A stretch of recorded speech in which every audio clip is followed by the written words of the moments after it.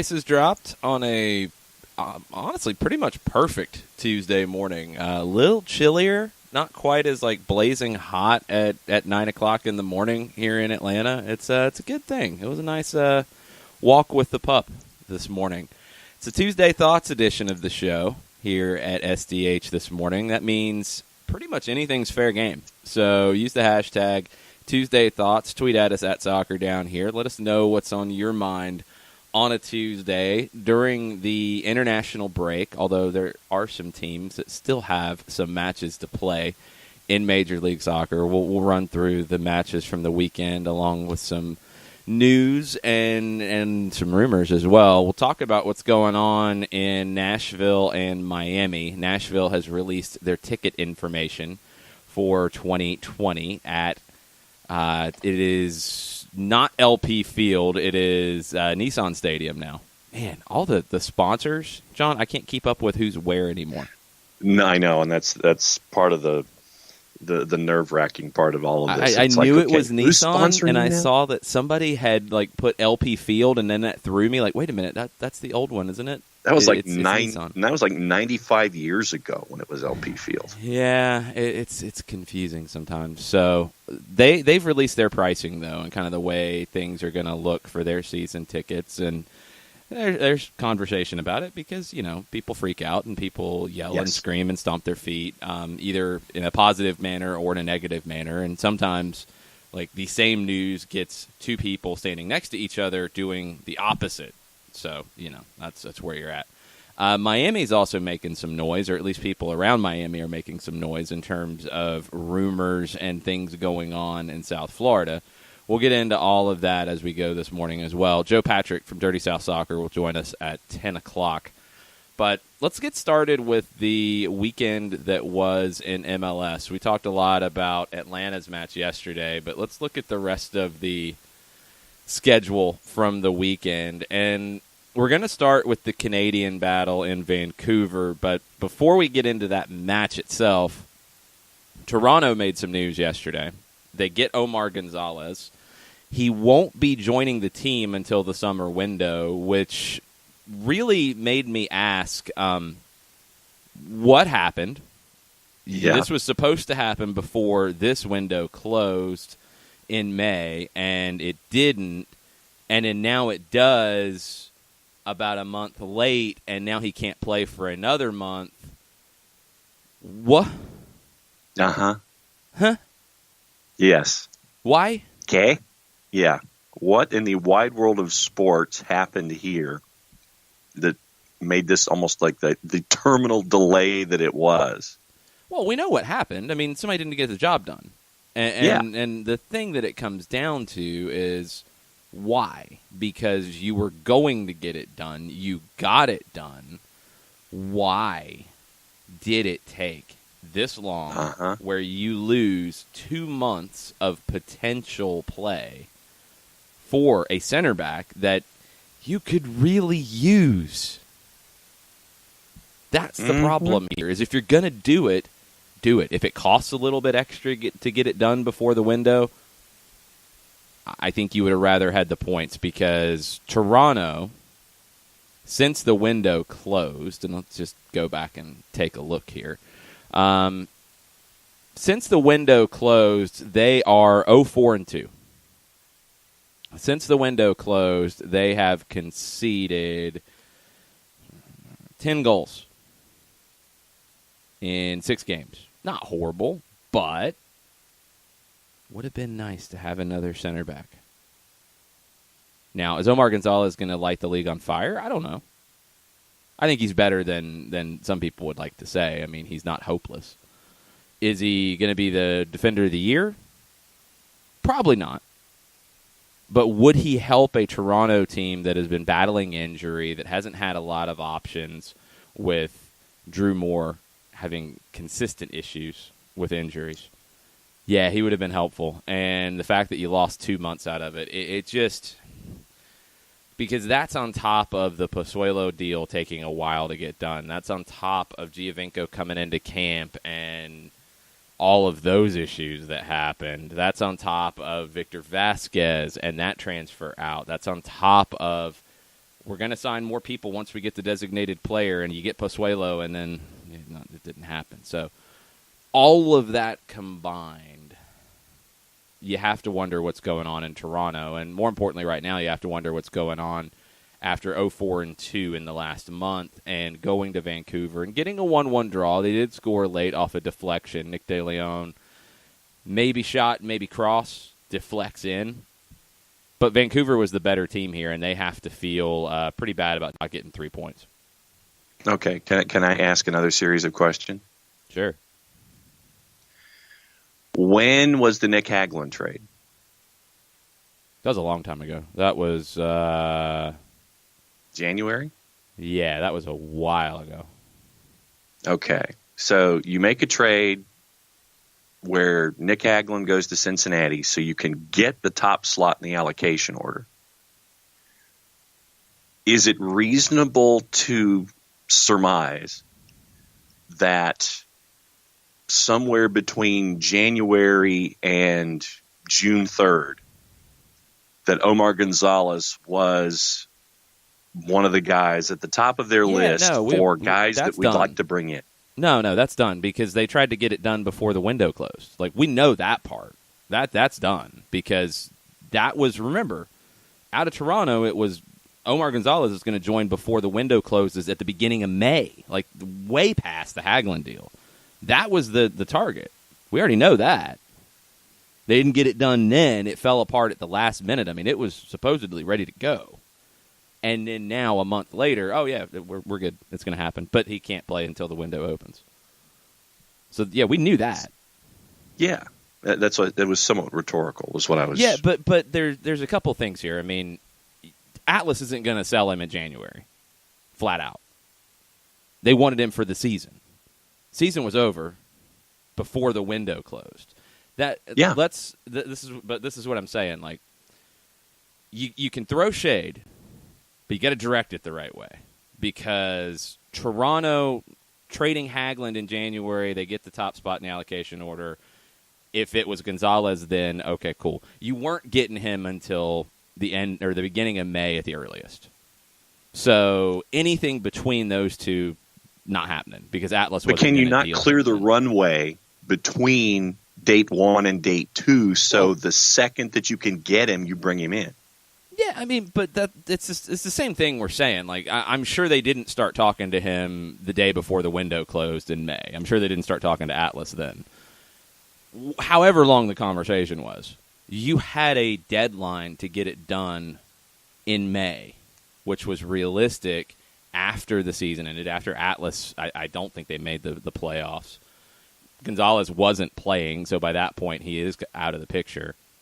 You had a time frame to get it done. You didn't. You do it a month late, which then costs you another month. That's my issue with it. It's not so much that you got the spot in January because you weren't getting Gonzalez in January. You weren't going to pay enough to get Gonzalez in January, and that's fine. I can roll with that part. But the fact that you get it done a month after the window closes, and now he can't play for another month, so you miss out on probably 8, 9, maybe 10 games total. Yeah. Realistically, that you could have had him in the mix. And let's also throw Toronto a bone here. They traded Nick Hagelin. They did add Laurent Simon. You know, it's not like they traded a center back and didn't add anybody. So they did add somebody. But if this was the deal you wanted to get done, you had to do it in May. If you weren't going to do it in May, you should have made the decision you weren't going to do it.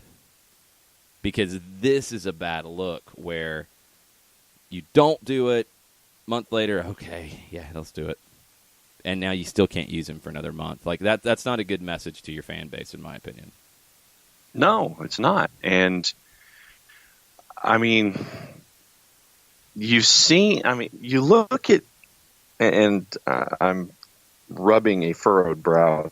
I know that doesn't quite translate to radio, but I mean, this isn't the first time, I don't think, that Ali Curtis, for a double negative, hasn't done something. And it has cost Toronto time, space, players, activity, whatever. And I mean, it's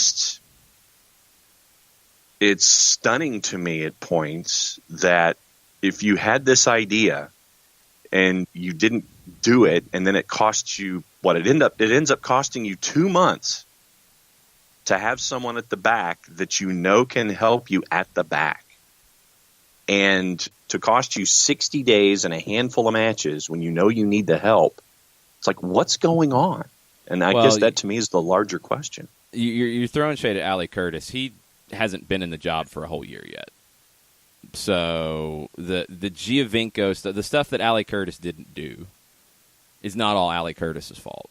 And it's not fair to put it all on him, because the Giovinco stuff started early last season when Tim Bezpachenko was on the job. Ali Curtis wasn't there.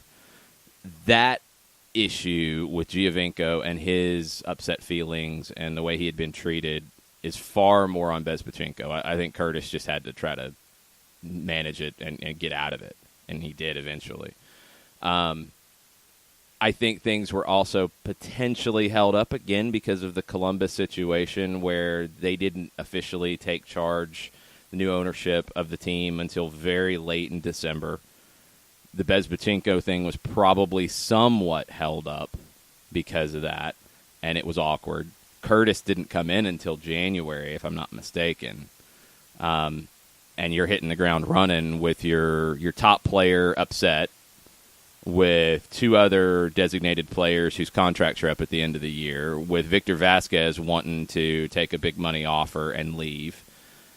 That's a lot to deal with. So I'm going to give Ali Curtis some time in dealing with it. Right. I don't think he got a fair shake here at all. But this is one that is on Ali Curtis specifically, this deal. Because when you say things like, Omar's won numerous championships and has played on the biggest stage in world football. He's an experienced defender with over 200 appearances in MLS, including 25 playoff matches where he won 5 trophies in 7 years. You knew you wanted him. You wanted to get it done. Why couldn't you get it done before that window closed? Yep. That's the part that I hope there's an explanation. I mean, if Atlas just, for whatever reason, didn't want to do it, I don't know. But there's got to be a good story there, because otherwise it looks like Toronto double pumped on it, pump faked it, and it's hurt them in the long run because you needed him before now. I mean, they've given up 23 goals in 14 games.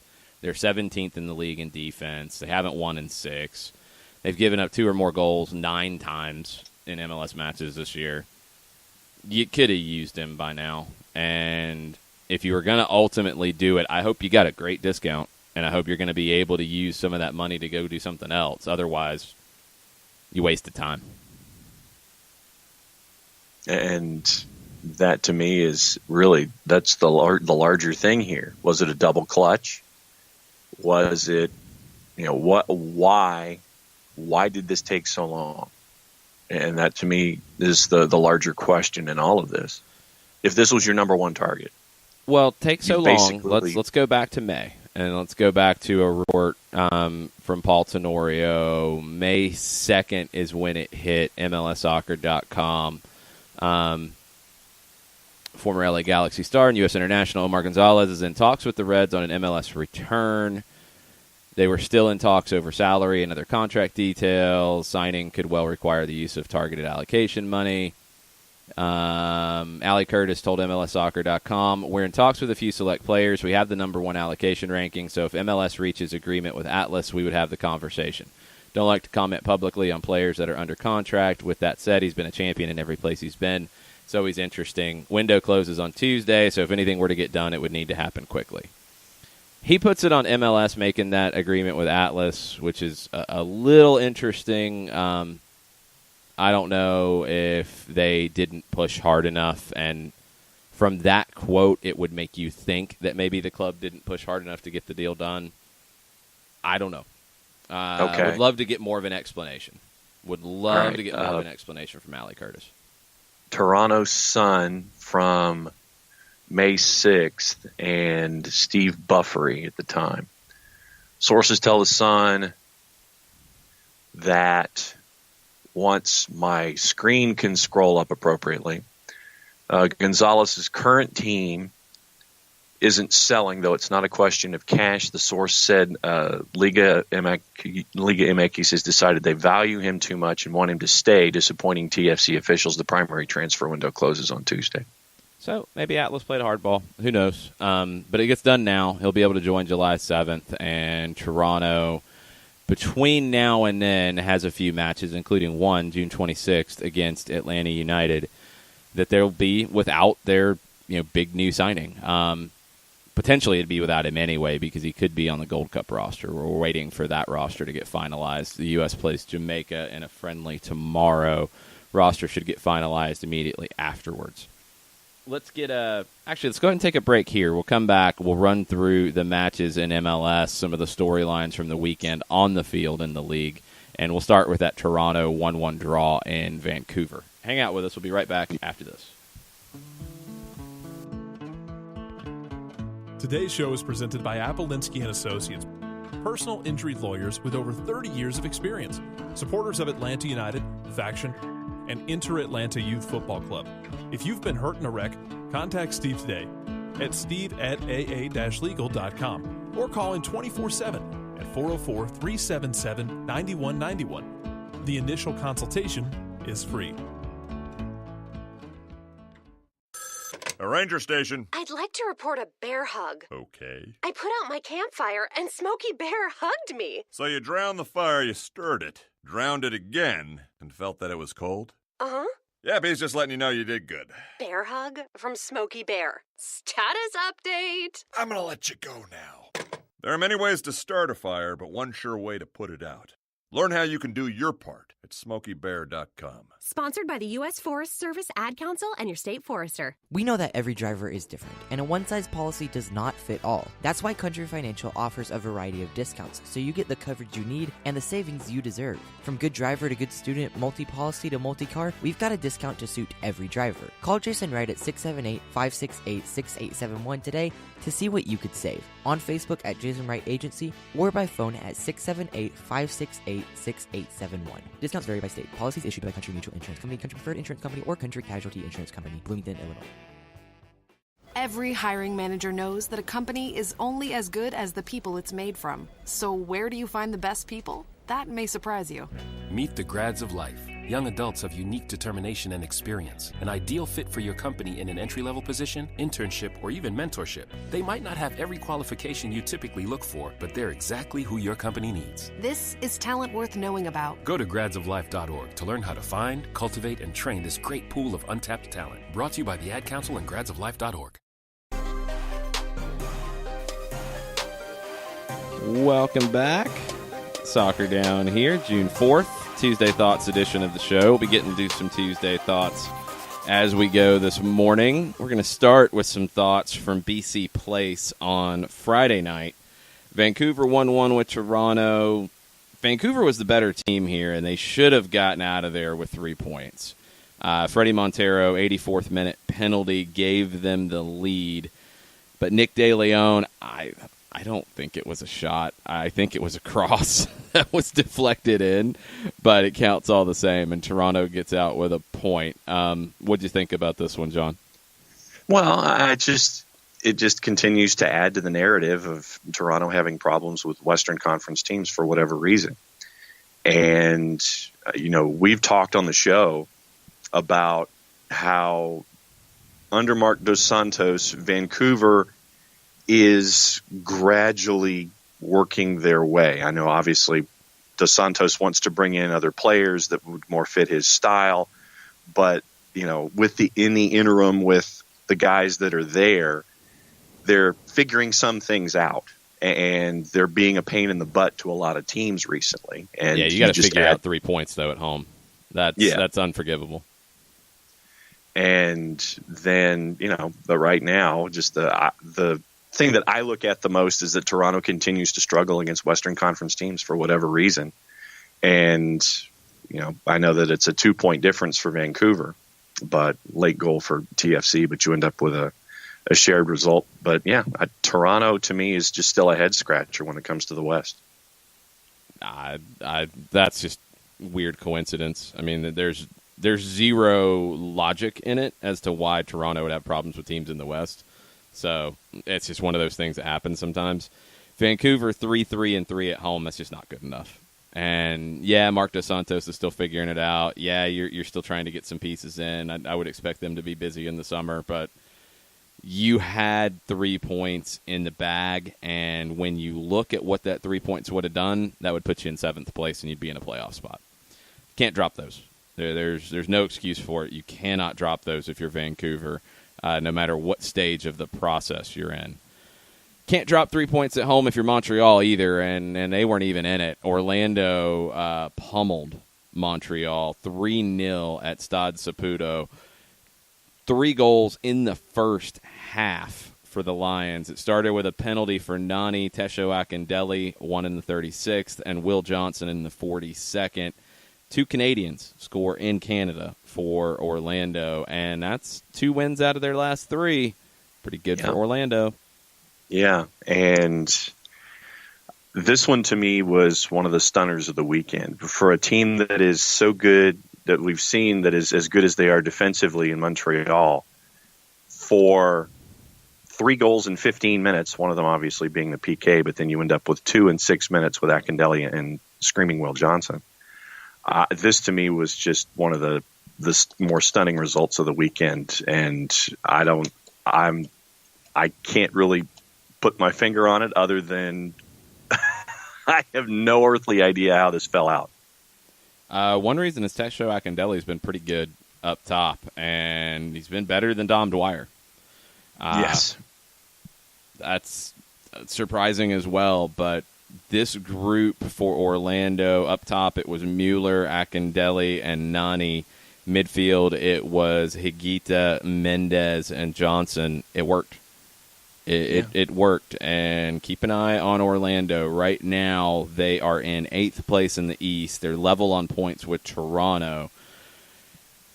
Pretty similar to Toronto in that both teams can score goals, both teams can concede goals. They're about the same home away. Is this Orlando's time to maybe take a little bit of a step forward?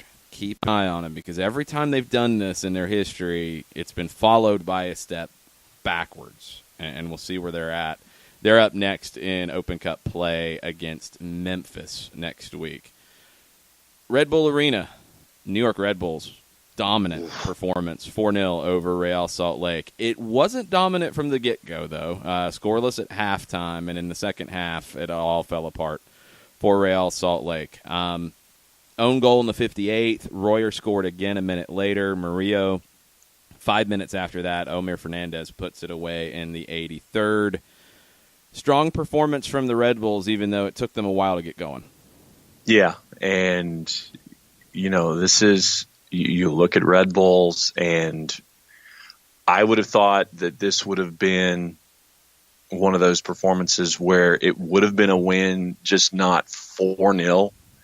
And I know that we talked about with RSL the idea of the Mike Petke emotional, okay, we're going to do it for him as he's heading back to his old stomp kind of a thing. And it just, RSL on the road, you just sit there and you go, okay.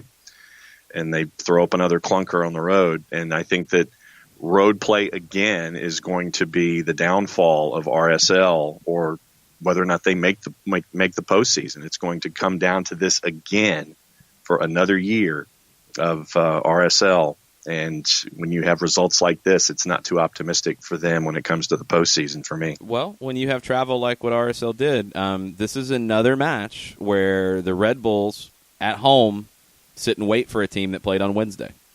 Yeah. And Real Salt Lake played in Montreal on Wednesday. They rested players there. And then they go to Red Bull Arena and they get pummeled. It's that time where, okay, we talked about this a lot during that run of games for Atlanta United. Do you rest people preemptively, or do you play the game in front of you, try to win the game in front of you, and then deal with the next game when you deal with the next game? Real Salt Lake maybe should have went for it in Montreal, knowing that at Red Bull Arena you're going to be hurting a little bit. They didn't pick up anything on the trip. But Red Bulls are a team that will feast on tired teams. And I think they did that here as well after wearing them down a bit as that match went on. It's another good performance for the Red Bulls. They are in 4th place in the East, 2 points behind Atlanta, same number of games. And things really seem to be clicking there. Kaku with a good performance in this one as well. He was left off of Paraguay's Copa America roster. Let's move on to Columbus and NYC. This was one of the more surprising results. Columbus gets a point. 2-2 draw with NYC. NYC is drawing everything all across the board. All the draws for the Pigeons. They have 8 of them. 4 wins, 1 loss, 8 draws on the season. And this one, with Higuain being out, with it being Zach Steffen's final match for Columbus, they had a little bit of maybe internal motivation to show that, hey, we're not done yet. And they get a point, which I think the crew are going to feel pretty good about. No doubt. And considering just, 8 of 9 losses coming into this one? Yes. And you get to stand up against an NYCFC team that has been known, with Abear and Matricia. We talk about the two of them, and Maxi Morales up top, with that's firepower. And to be able to stand up against that kind of firepower and come out with a point, considering what's been going on over the last month and a half, I would take a lot from this, but I want to see what Columbus takes from it, honestly. I want to see how they react with this result. And was this just a blip, or was this something that they're going to build on? And obviously with the losses in their lineup, for me, it should be a massive positive for them, but I want to see how they turn it. That to me is the larger thought. Yeah, it took one of the goals of the weekend, Valentin Castellanos, 30-yard blast in the 75th minute to equalize. The crew fought back after giving up an equalizer in the 57th. Pedro Santos took the lead back in the 61st. He's going to have to step up and be big for the crew if they're going to get anything out of the second half of the season. With Higuain out, Santos is going to have to perform more than he has. As a designated player, that expectation is pretty high for him, and he has not delivered as of yet. Audi Field is next. DC United 1-1 with San Jose. The Quakes were able, I think, to take advantage of DC playing on Wednesday and playing in that 3-3 draw with Chicago. That helped them a bit. They weren't able to take full advantage and get 3 points here, but draw on the road, I think you're going to be pretty happy with that. Luciano Acosta with an equalizer in the 68th for DC. They'll take it, but they have not won in their last 5. And you have to start looking at DC with some question marks. And and I feel also from the flip side that we should defer this segment and wait for Jarrett to call in and discuss his Quakes. But one individual has scored the last 7 goals, if I'm not mistaken, for San Jose. Yeah, it's been a few. And when for me, how many people honestly thought that Chris Wondolowski was just on the line and just was hanging in the breeze and just was going to just be there and not really necessarily be an active part of things at the beginning of the season? I think you would have been wrong if you were thinking that. He's got double-digit goals since 2010. And then now he's just done what he's been able to do, and he's at, 151 now for a career? Yeah, it's a lot. I think it's 151. That's correct. And for Wando to get all of the last 7 for San Jose, for me, it's been a fun watch to see what San Jose has been able to do. And I know that much like what we've said with Marc Dos Santos, that Matias Almeida still wants to bring in players and have them fit more of his style and everything. But San Jose is evolving into a team that is a pain in the butt to deal with. And doesn't matter where, but they get the result. They get the shared result in DC. And for me, San Jose is turning into a fun watch. I'm not to the point where Jared isn't buying a parlay kit or anything like that, but they're a fun watch. And it's not just because of the perceived man marking and, one-on-one defensively, but they're a fun watch across the board for me right now. They're a good soccer team, and they've only lost one of their last 6. They are 1 point out of a playoff spot in the Western Conference. Nick Lima was really good here, and we'll see if San Jose can continue to build on this one. DC, man, you have to wonder if the Acosta stuff is hanging over their head, because a deal hasn't been done. We haven't really heard anything about it in a while. He can sign a pre-contract this summer once that window opens. If I'm DC United, you got to get something done here. You got to get a resolution for this, or I think the results are still going to hang where they are. The results have turned a lot in Colorado. The Connor Casey effect. It continues. 3 wins, 1 draw in their last 4. They beat Cincinnati 3-1 at home. Now, Cincinnati's been struggling. They had some travel issues here. They got in pretty late after all kinds of mechanical issues that required some maintenance and getting on a plane and getting off a plane and eating some Biscoff sitting cookies. in an airport. I mean, it's not ideal, but Colorado is the better team here again, and Colorado has been pretty good under Connor Casey. They just look to be much freer, and when you look at some of the things that Connor Casey's talked about and what he wants to do, if Colorado doesn't get the type of maybe nibbles on their line they've cast out about the manager role, you might want to talk to the guy who's got it right now. You might want to continue rolling with that, because I don't think Colorado is going to be a team to watch for in the playoffs this year. I don't think changing it right now is going to make a big difference. They are only 7 points out, by the way. Do keep that in mind. But you've got, I believe, you are still paying Pablo Mastroeni because he signed a new deal going into the 2017 season that I think was for 3 years. So I think he's still on the final year of his deal. You're still paying Anthony Hudson. You don't have a lot of money to work with. The reports a few weeks ago were that Josh Wolf turned it down due to that. Josh Wolf is with the U.S. men's national team as Greg Berhalter's assistant. Probably the right decision, unless the money would have been blow away, like, got to take this because got to get paid. Yeah. Robin Fraser was the last person that's been mentioned significantly, and Fraser had a run with Chivas USA that I thought was really bad. And I remember watching those Chivas USA teams, and lineups and tactics were a puzzle that was missing pieces. Like, it didn't really make a lot of sense. Since then, Frazier has been one of the top assistants in the league. He was with Petke in New York, where they won Supporters' Shield. He's been with Vanny in Toronto, and that's where he is now. Won a Supporters' Shield there, won an MLS Cup there, did the treble in 2017. He's been a great assistant. But unless you're blown away, you might want to roll with Connor Casey and see what's going on. There was a great piece with him talking about some of his touchstones in the game and his time in Germany and his time with Jurgen Klopp and kind of the way he thinks about the game. You might want to see if he's got something. I don't think you're in a rush. No. I don't think you have to make a decision tomorrow. So maybe you give Connor a little bit of time.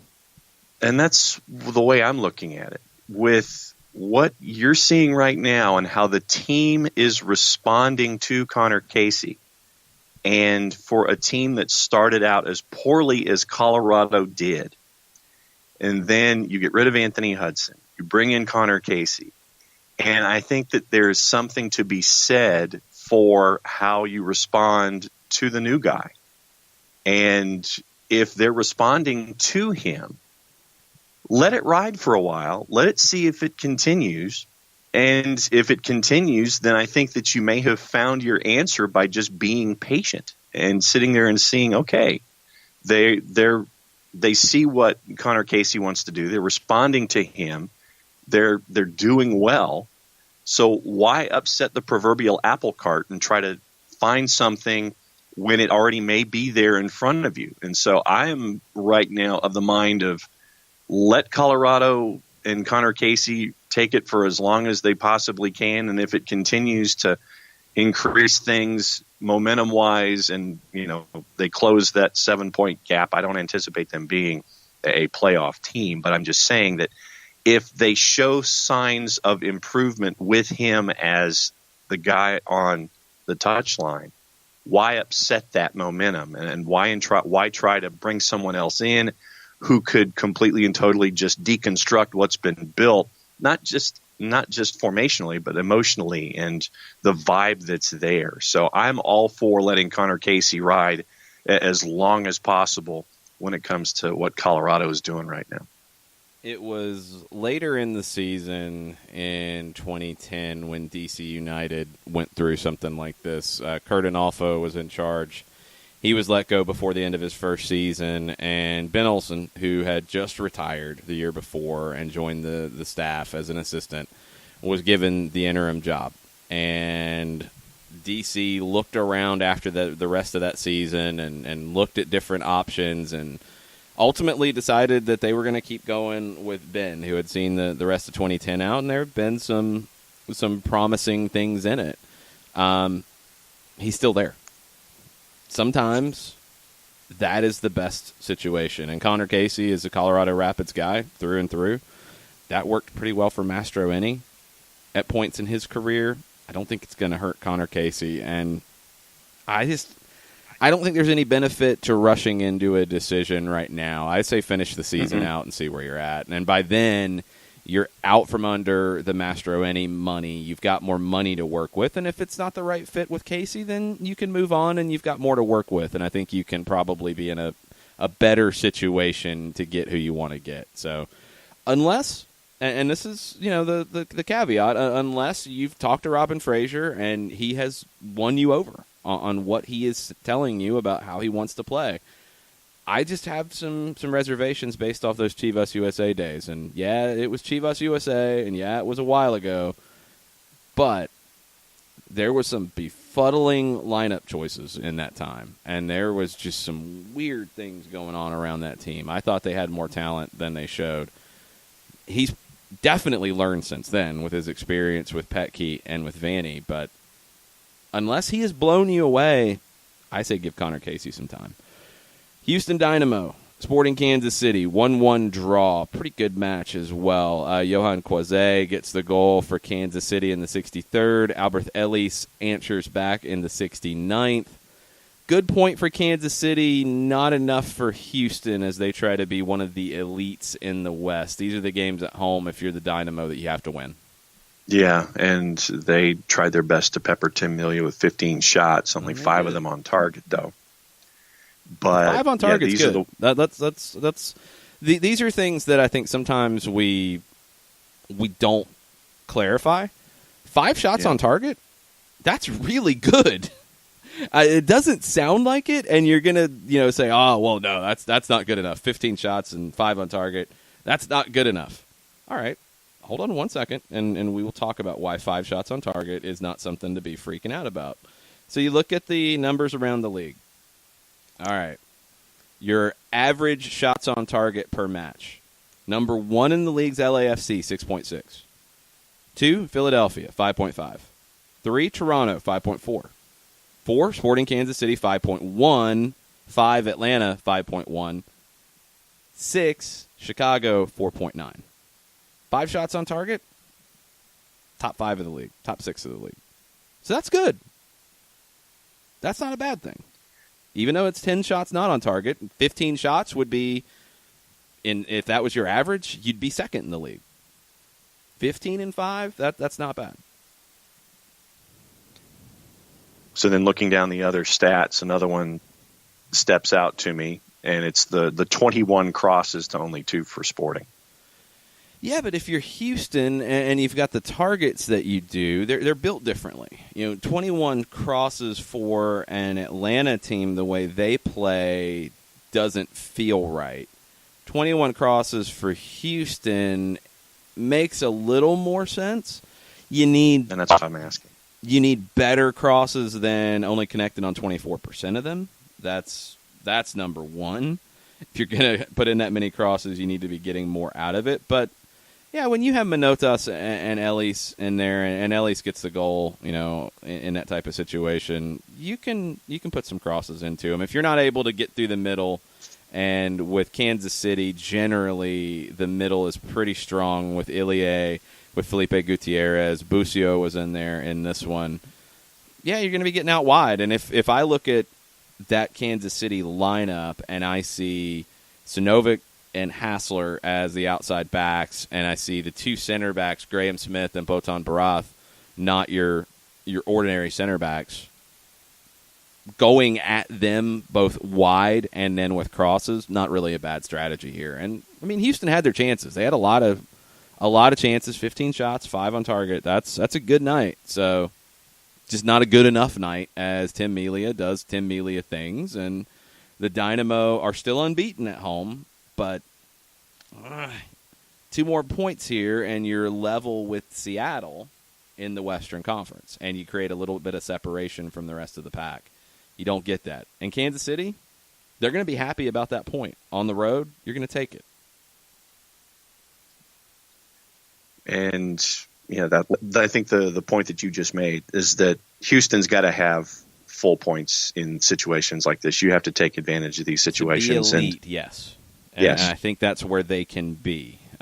They can be more than just a good team in the middle of the playoff picture. And if they don't start winning these, then no, I'm wrong. They are a good team in the middle of the picture, not elite.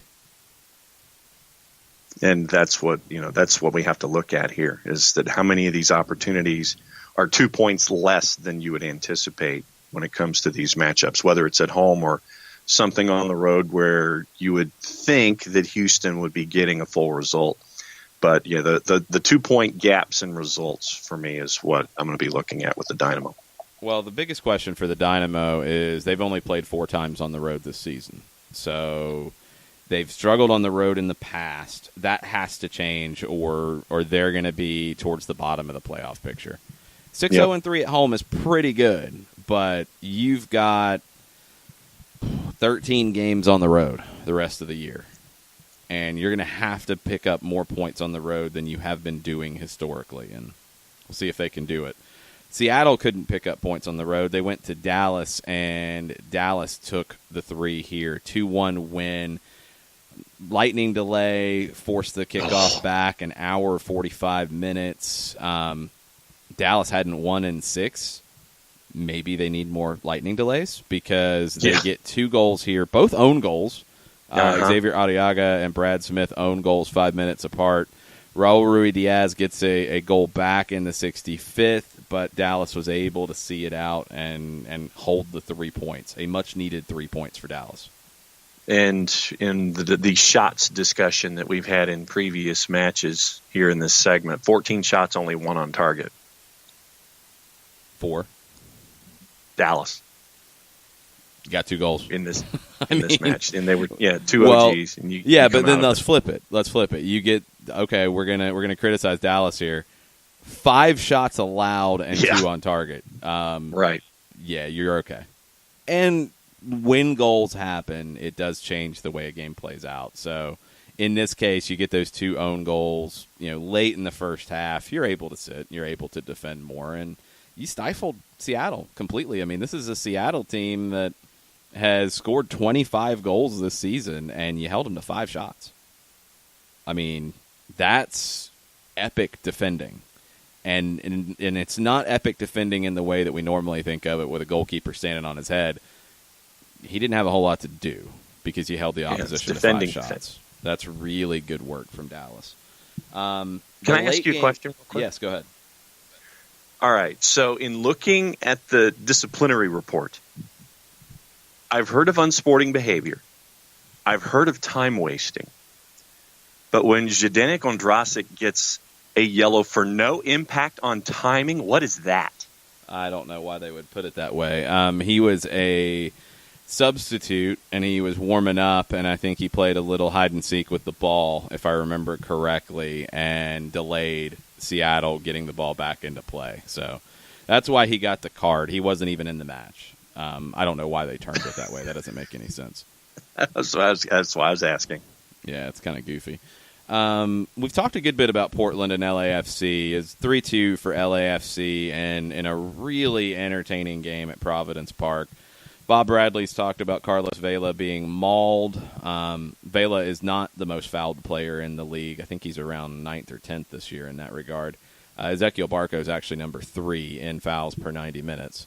But yeah, Vela, there was a strategy to kick him a lot and make that life difficult for him. LAFC still got the win. They get 2 goals in the first 34 minutes. Vela in the 6th, Rossi in the 34th.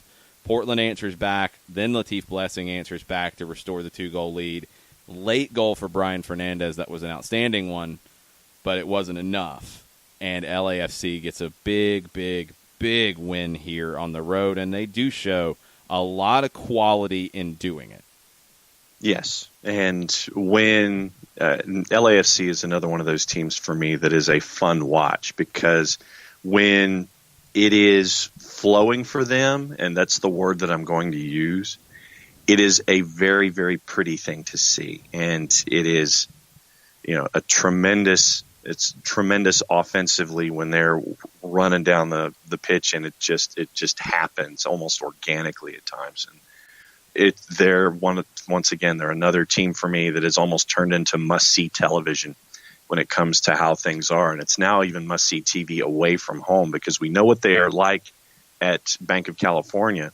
But going into Portland in that environment, in the first home match in the newly renovated stadium, and that is a cauldron. And for them to come out with this result, you tip your hat to them, especially after that first 35 minutes where they really did put the pedal down. Although for me, I'm going to look at LAFC's depth later on in the season and see what their depth looks like for me, and how much Bob Bradley uses it and how he uses his depth. And that for me is the larger question when it comes to LAFC maintaining this pace when it comes to all the goals that they've scored so far this season. Yeah, they haven't had the crazy schedule just yet, and we'll see if it catches up to them at some point. Philadelphia with a big answer in Minnesota and going into a cauldron, like you said. They won 3-2, and they kept fighting back to get the goals that were needed here. They take the lead, then Hassani Dotson with an outstanding one for his first professional goal equalizes. Harris Medunjanin with an equally outstanding free kick. Kevin Molino gets a goal, returning to Minnesota after a slight injury in their friendly with Hertha Berlin. And then Austin Trusty gets the winner in the 86th. Philadelphia needed 3 points here. They stand up and they get it, and they lead the East right now on 28 points. Yeah, and I'm still – and I know that in the past I have said that, I'm not all that high by the end of the season on Philadelphia. That doesn't mean that I think they're going to suck. It just means that I don't think they're going to stay at the top of the East. But it's matches like this that reinforce that they will be a player when it comes to the Eastern Conference and the playoff picture. They're going to be a pain in the butt for a lot of folks for the remainder of the season. And this is one of those wins where you sit there and it's like you get a lead, you give it up. You get a lead, you give it up. But then in the 86th, when Austin Trusty gets the goal, I think that you can take a lot from this if you're a fan of Philadelphia. And also if you're a guy that puts on that kit to sit there and say, okay, we've gone into really difficult places and we've been able to get a full result by just grinding it out and getting it done. And so I think that there's a lot that Philadelphia, whether you're a fan or whether you're a player, can take from matches like this going forward for the rest of the season. There's a lot the New England Revolution can take as well. 2 wins and 2 draws in their last 4 since Brad Friedel was dismissed. And they get a big win in L.A. against the Galaxy, 2-1. Christian Pena with a goal in the 45th, Teal Bunbury in the 60th, Zlatan with an outstanding goal in the 84th that cut the lead in half. But they lost. Yeah, I mean, look, I get frustrated when all the headlines are. I mean, we're talking about the game, and it's an outstanding goal, period. I get frustrated when the headlines are Zlatan scores an outstanding goal, and there's no talk about the result. So that's the difference for me. Yes. It's an outstanding goal, period. Not going to take that away. It's an outstanding special goal because he's a special player. at the end of the day, it's about winning and losing, and they did not win the match. It should not be the headline coming out of it. The headline should be, hey, the New England Revolution are 2 points out of a playoff spot. And we mentioned this when Brad Friedel was let go and Bruce Arena was announced, that if there's anybody who can be part of turning that gap over, I think it was 5 or 6 points at that time, it's Bruce Arena. They're 2 points out, and he just took over. He just stepped onto the touchline for the first time on Sunday night. So keep an eye on the Revs. Yeah, and Pania scores in the 45th, and at 1-0, early second half, I want to say, Carlos Gil hit the post, and you could tell that New England was really on the front foot at that point. And then Bunbury gets the goal in the 60th to get it to 2-0. Carlos Gil ends up with 2 assists on the night. For the Galaxy, Leggett only lasted 10 minutes because of I think it was a hamstring injury. At least that's what it was diagnosed initially. And then Guillermo Barros Escaloto decided that after 45 minutes he'd had enough of Antuna up top, and he brought in Efrain Alvarez. So, for me, I sit there and you look at the Revs, and now that Bruce Arena's there, he named Kurt Analfo as his assistant coming in. And when you were having the discussion, him as technical director, not the assistant. Yeah, TD. Sorry, TD. But when you have, you mentioned Robin Frazier earlier, and then you have someone like Kurt Analfo coming in to be a part of something. I think that there are guys, and for me, Analfo and Frazier are examples of this, who may be better as assistants or TDs than they would be as head coaches. Yeah, you definitely get that. I mean, Analfo in a technical director role is a very different thing, so we'll see what kind of impact he has. But he's somebody that Bruce is very comfortable with and was part of Bruce's staff in Los Angeles. So, you're getting the band back together to a degree, but that will help the Revolution, as they really need some kind of stability after the Brad Friedel era that just didn't work out. So keep an eye on the Revs. They're 2 points out. The bottom part of the Eastern Conference playoff picture is pretty interesting, with the Revolution in 11th place on 16 points, Columbus in 10th on 17, Chicago, Orlando, and Toronto all on 18. Toronto is above the playoff line due to goals scored and wins. And then you get up to NYCFC, who's only lost once this season, on 20. And then there's a bit of a jump up to 24 for Montreal and the Red Bulls. Atlanta 26, DC 27, Philadelphia 28. It's going to be a fun second half of the season. We're going to take a quick break, come back, get a couple of your Tuesday thoughts right after this. As a business owner, you know that every year brings new challenges and opportunities. The success of your business demands expertise and focus. And Country Financial can help you keep that focus by helping ensure you have the right insurance protection in place to meet your goals. Jason Wright can help you create a customized insurance plan that has coverages designed just for your business. Give Jason a call at 678-568-6871 or reach him on Facebook at Jason Wright Agency. Coverages vary by state. Policies issued by Country Mutual Insurance Company, Bloomington, Illinois. Got issues with youth or high school sports? Positive Coaching Alliance can help. PCA is a national nonprofit working to transform youth and high school sports so that every child has a positive character-building youth sports experience.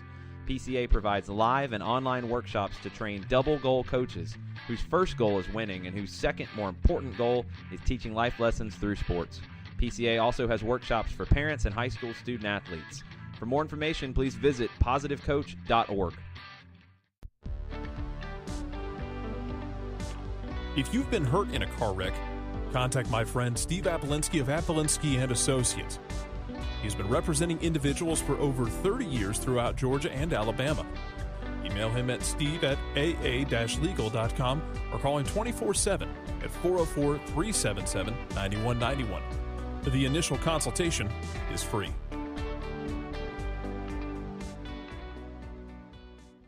I adopted Bento in 2010 from a shelter.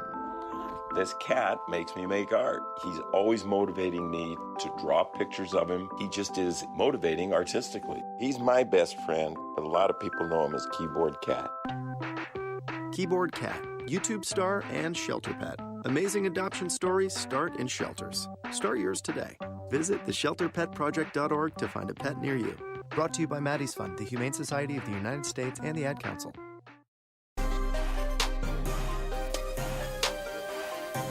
Welcome back. Soccer Down here, Tuesday Thoughts edition of the show. Let's get to the Twitters, John. What do we have? Stunner's first one in the barn this morning. He says, we're all expecting a hot MLS summer transfer season, but how much leash does Paunovic have? Could have been let go last year, but got a pass because of injuries, a healthy Jordy and added Calvo, but bottom standing. I think the 3-year contract that he got gives him a pretty long leash, and as long as Nelson Rodriguez is there, I don't see Veljko Paunovic going anywhere.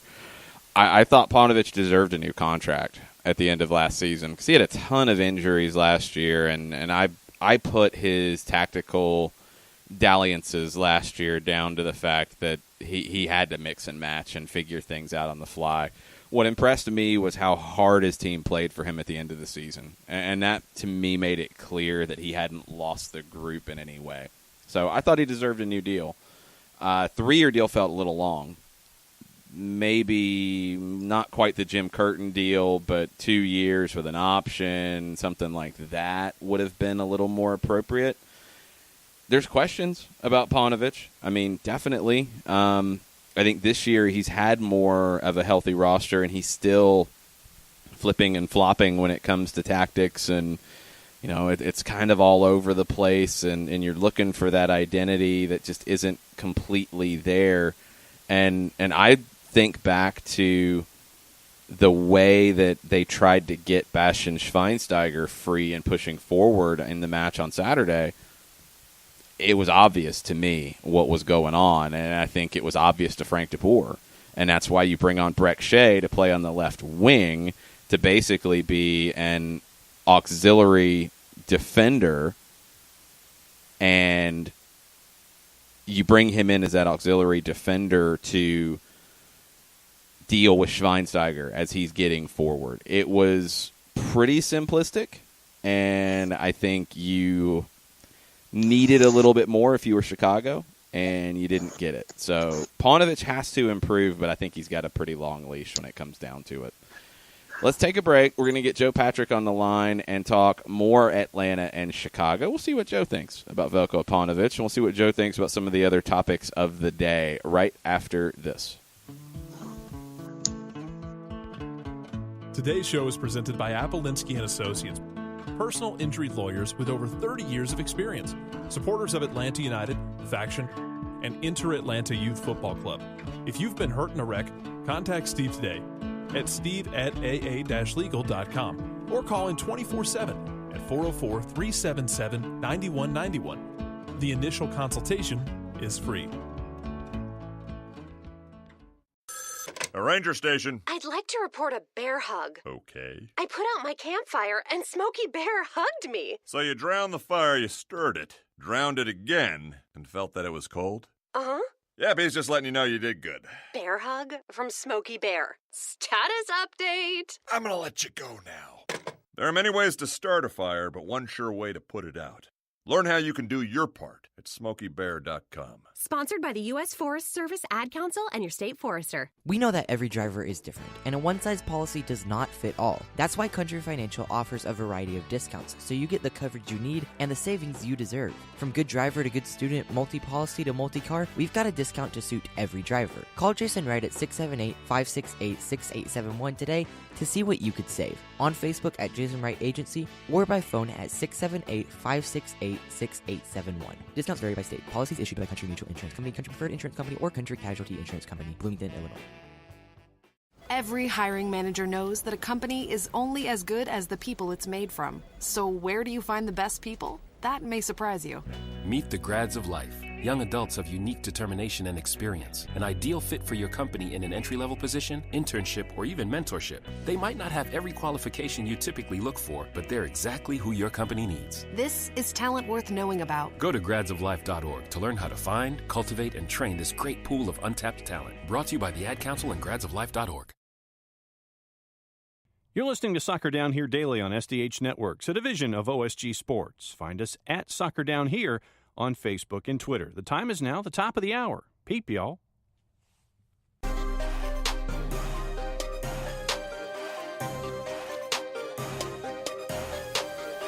Welcome back. Soccer Down here, hour number 2. The Skype gremlins are kicking in this morning because, that's what we do. We do find Joe Patrick on the Skype, and let's talk to Joe right now from Dirty South Soccer. What's going on, Joe? Hello. How's it going? Good. Let's get your take on the question that Stunner just threw at us on Tuesday Thoughts. How long of a leash do you think Veljko Paunovic has in Chicago? Ooh, that's a good question. I think that this is kind of a make or break year for him. I think, they've spent on guys like Katai. I think they've invested, and it's a tough one because I like Paunovic. I think he's a brave manager. At least, as far as MLS coaches are concerned, I feel like a lot of MLS coaches are more conservative, and I think he does interesting things tactically. I like him as a coach, and I think that the way that Tata Martino always spoke about him was in that sense that he kind of admired kind of his bravery and his tactical nuance that he had. But I think he's got to make the playoffs this season, I think. Well, he just got a new deal, and oh, did he? I didn't even see that. Yeah, but this is what's interesting in Chicago. Like, he got a new deal before they got out of Bridgeview, before the talk about Soldier Field, before it feels like, okay, the Chicago Fire, the expectations have changed a bit. So can they get out of that deal after 1 year? Maybe that's tricky, but yeah, the tactics, let's get to that real quick before we get into the match itself. So they've had a lot of different identities this year. Last year, I think they did by design or by necessity because of the injuries. This year, they've been pretty healthy, and I think they have a good roster. I think they have a really good, talented group going forward, but they haven't turned that corner. What do you think they're missing? I think so many teams in this league are missing, a striker, someone who can routinely and consistently put the goals away. Now, I know they have Nikolic, but I just think that it just seems like they're missing something up top. Like, they have so many good creative players. Like, I think a guy like Katai, he's a guy who can change a game, but he's not the most consistent player in my opinion. So yeah, it's tough. I'm not sure. I like Alexander Katai a lot. No, I like him. I like him too. I don't know. I've seen maybe it's just it's not like I don't watch every Chicago game, but I feel like I've seen 2 or 3 where the effort hasn't quite been there from him, and it's been more so last year when they were struggling more. And I think, his talent is undeniable. When you watch him play, he's so good. I love how cleanly he strikes a ball. But sorry, just got a text. It's all good. You're a busy man. There's been a lot going on this morning already. My mind's racing. But I think So going back to Chicago last year, what was really interesting to me, I loved the way that Paunovic set up his team against Atlanta United last year when he used Bastian Schweinsteiger as a number 10, essentially, something he hadn't done all year. I love that wrinkle, and I think that shows what a guy like Paunovic, the way he can just throw a wrench into things and totally do something unique and interesting with the team to try to give his team an edge tactically. Chicago's a mystery to me, though. Yeah. But then you see somebody like Nicolas Gaitan and what he's able to bring to the table, and you're thinking that he can help bring them forward. But when it comes to Veljko Paunovic, I seem to have more questions than I do answers about what's going on in Chicago long term. Well, I think that with him, it's one of those things that we talk about with managers quite often in terms of how they tactically set their teams up, which is that, do you have a philosophy that you stick to, that you try to implement in every game, no matter the situation, no matter the opponent that you're going against? Because that's basically what Atlanta United has done, both under Tata Martino and Frank de Boer. Or in Paunovic's case, he seems more like a manager who wants to game plan by each opponent. Has its own unique kind of set of circumstances around it, and it impacts how he's going to set up his team. So I think it works both ways. I think it can throw a wrench into things for the opposition, based on kind of the unpredictability of it all. But I think that it can also work against his own team, not kind of having that kind of that baseline philosophy down. Sometimes it can cause some that's the issue disorientation. That's because I think it's twofold. I mean, when you look at the top managers in the world, I think the best managers in the world 100% game plan for the opposition, but they do it within their philosophy, and that's where I feel like Chicago maybe it's trying a little bit too much, because when I think if I'm going to describe Chicago and the way they play, I don't know where to start. I really, truly don't. I mean, talented players, good experience, but are they a possession team? Not really. Are they a pressing team? Not really. Are they a counterattacking team? Sometimes. Right. It's that type of stuff is where I feel like what Frank DeBoer does, and he game plans. I think there's tweaks and there's things that come up in it based off what the opposition can present to you, like Parkhurst playing on the left to deal with Johnny Russell cutting inside. Something like that is a very, I'm looking at the opponent and I see this opportunity, or I see this thing I need to worry about, I'm going to take it. But it still fit into the general construct of the team. And I don't know if Chicago's gotten to that point yet. And Ponovitz has been there long enough that you would think that it's gotten there. Yeah, you nailed it. I want to see them get there, because I feel like Chicago, we talked about it a lot in the league when you take the big, 10 miles high view of it. Chicago's a team that you'd like to see as one of the powerhouses in the league. I think the league's a better place when your Chicago's and LA's and New York's are driving the conversation. So we'll see if that changes. We've talked enough about the Fire. Let's talk about Atlanta United and how they did against the Fire on Saturday. What did you think of Atlanta in the match, and what did you think of Atlanta just closing out the crazy month of May with another good result? Yeah, I thought it was really interesting what Julian Gressel said to you and Mike Conti on the post-game show, which was, I liked he just said he was toast at 70 minutes, how tired he was. The players are clearly tired. It was funny, some of the questions in the post-game were like, hey, do you feel like this is a bad time to actually have a break because you're in such good form? And pretty much everyone to a man said, no, we need a break. No. No. Yeah. So, but great by the team to finish out that way. I thought the match in general I thought it was one of the more entertaining matches to watch, maybe the most entertaining Atlanta United match to watch this season. And I think it was because of the way Chicago played them. They came out and played toe-to-toe with them, similar to the way that Toronto did, I thought. They came out, they played with a high line at times, to their detriment, I think, as we saw with Joseph's second goal. But I think that overall it just made for an interesting match to watch. And it didn't just work against Chicago. Chicago created plenty of their own chances and probably should have had at least one goal in the game. But, it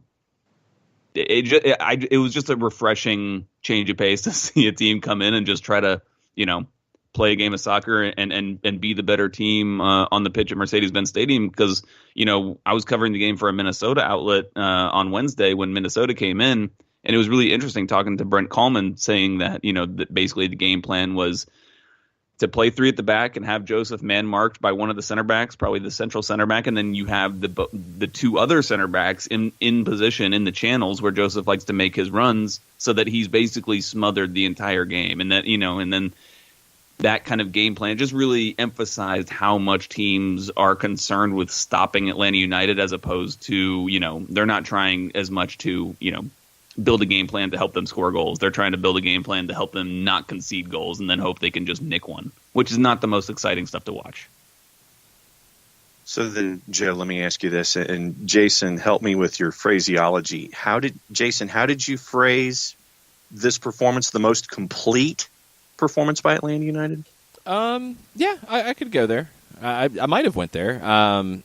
I know I said the first goal was the best for Atlanta United all season, and I think it showed kind of where they're trying to get to. Maybe not most complete because you were tired and you had mistakes. Maybe most professional, most mature performance from Atlanta United, because they really did try to play even when, all right, yeah, they're not quite connecting because the tired legs are misfiring a bit. But I thought it showed the progress Atlanta's made. So then, sure. Joe, I was going to say, so then, Joe, would you characterize this as the most professional effort that we've seen from them in this stretch of matches? Yeah, I think so. I mean, I think you're really seeing the team come together in a really solid, cohesive way now, and I think that's why we've, some of the questions about, is this a bad time to stop playing? We're coming up because the team looks so solid. I went back and listened to Frank de Boer's post-game interview after his first competitive game in charge here after the Herediano match at Kennesaw State in the CONCACAF Champions League, and it was interesting to hear what he talked about after that game and kind of to see how what he said then has come to fruition now. He talked about one of the things he was most pleased with in that game was the way that Atlanta United dominated the game without the ball. And I think that at the time we kind of, we've anyone who's been around the game for long enough has heard that phrase or a phrase like it. But it's been really interesting to really see those words being come to fruition over the course of the last 3 or 4 months here, to see Atlanta United look like a team that can dominate the game without the ball. They don't have to have the ball, even though they like to have the ball. You're seeing a team that is organized, that teams can't really figure out how to penetrate as much. And I think that, that's what's been so pleasing about these performances, not just Chicago, but, a lot of these performances over this stretch. I think that's what's helped them to have such a good record over this busy month of May. But I think that, I would agree that Chicago game was probably the epitome of that. Yeah, second half, I mean, you could tell the wheels came off for Atlanta in terms of having energy. First half, they had that possession, especially early. They had a lot of it, and it flipped in the second half. The state of the game, where the goals get scored to, that has an impact. But I feel like what Atlanta's been able to do over this last month is exactly that. They've learned how to control games in a variety of ways because, possession in a match is trying to exert control on it. And it's trying to exert that control by having the ball and basically telling the opposition, no, you're not going to have this. We're going to do what we want with it. But now they're able to, in situations like this one where you've got no legs, you are struggling at times to connect passes, and the other team has the ball, it doesn't fluster you. You're able to still do what you do and control the match and take away the chances for the opposition. Even late, as Chicago dominated possession and had tons of it, they only had 3 shots on target. Yeah. I would recommend... I don't have a link to share, obviously, in this format, but just Google or search on Twitter there was a Louis Van Gaal interview that ran. I can't remember the outlet. It was one of the British outlets. Sky. Was it? Oh, okay, Sky. Really good interview, but I thought something that he said in his piece struck me when he talked about the change, the tactical change of moving to England and having to provoke the space, I think is the way he phrased it. And I think that that's something we're seeing from Atlanta United, where at the beginning of the season, the team possessed a lot and it was hard for them to find space. I kind of talked about earlier, teams come in and have wanted to bunker and just, occupy, the central areas and let Atlanta pass the ball around kind of without, the quote unquote meaningless possession. And I think, what Louis Van Gaal was talking about, and I think that what we've seen from Atlanta United in recent weeks is that sometimes you don't need the ball. If you can keep your shape, keep your structure, and basically be confident that you can let the other team play with the ball and not concede, then you're going to open up space for yourself to attack into in those transition opportunities. And I thought that that's what, a team like Chicago who wants to come out and play, that sets up very well for that kind of style, to let them come on to you a bit and then hit them on the break. And I thought that, we saw that in the second goal from Joseph. They were playing a super high line. He was able to exploit that space in behind. That's the space that Louis Van Gaal was talking about in that article. And I think that we're kind of seeing some of those principles here. Obviously, Frank has, Louis Van Gaal is one of his mentors, one of many. But, I think that that's something that we're starting to see integrated into this overall scheme. I'm sure you guys have talked about that, the Leander Charlakin's article that was published yesterday. But I think that what we're seeing and what that article kind of established was that this is still a work in progress, and there's still things that are being implemented that take time to be implemented. But the first part of it was to establish this solid structure, and now you can start to add variations to that. Yeah, I mean, let's dig deeper here, because you're able to create that structure initially. The easiest way is through possession. You have the ball, you work your team forward, you play any other team's half, and you're structured in doing so. Okay, that's step one. Now you're getting to a point where you can keep that structure without the ball, but these last two games show you something that Atlanta can do really well. Yeah, they can concede possession and they can let the other team have their time on the ball, but not in dangerous spots. And that's what stood out to me from Minnesota, for example. Minnesota had more possession than I would have expected with their shape, but it was all in the middle third. It was all in a spot that doesn't hurt you. Chicago, it was kind of the same thing. When you look at the heat map, it's a lot of possession in the middle. Katai, a lot of his touches are out in the middle third. Mihailovic, out in the middle third. They're not going to hurt you there. So winning that battle of space, it really feels like Atlanta has made the conscious decision that we want the ball and we want to play in your half. But if we don't have the ball, you're not getting into our final third, flat out. We're going to keep you in the middle. Yeah, and that's that lack of penetration that Atlanta United's opponents have had or not had. That has been very apparent this year, as to where in the past, Tata Martino was more, he would not mind putting his, just having his defenders in one-on-one situations when the team was in possession. They basically, it was like man marking at the back, and he was fine with that, and that was just the style that team played with. And we're seeing a different style now, and it's obviously it's taken time to come together, but I think that in the end, it's going to make for a team that is more consistent, and it's honestly it's a title-winning kind of tactic. It's what Tata Martino did in the playoffs last year. He went to a more defensive. He didn't use that risky man marking at the back come the playoff times. He threw in an extra center back and just put Miguel and Joseph up top and let them score the goals. So I think what we're going to see from this team over time is a more consistent team that can play with anybody. I know LAFC is running away kind of with the league right now, but I think that that game when these teams match up, I think on July 26th, I want to say, it's going to be a great game, and I would give Atlanta United every chance of winning that game just because of the structure that's being put in place right now. It's going to be fun. Well, and go ahead, John. One more before we wrap up. Yeah, just real quick. I mean, just in Leander's article, for me, it was a simple sentence that was set aside as a paragraph that I think that everybody needs to keep in mind is that, and I'm paraphrasing, is that for De Boer, when he came in, it's like, I need 6 months. But the bottom line is that he had to have 6 months to get things moving. And, from the time he's been hired, we're about to that 6 month point, if we're not just past it a little bit, and you're seeing the fruits of that 6 month development that he didn't get in other places.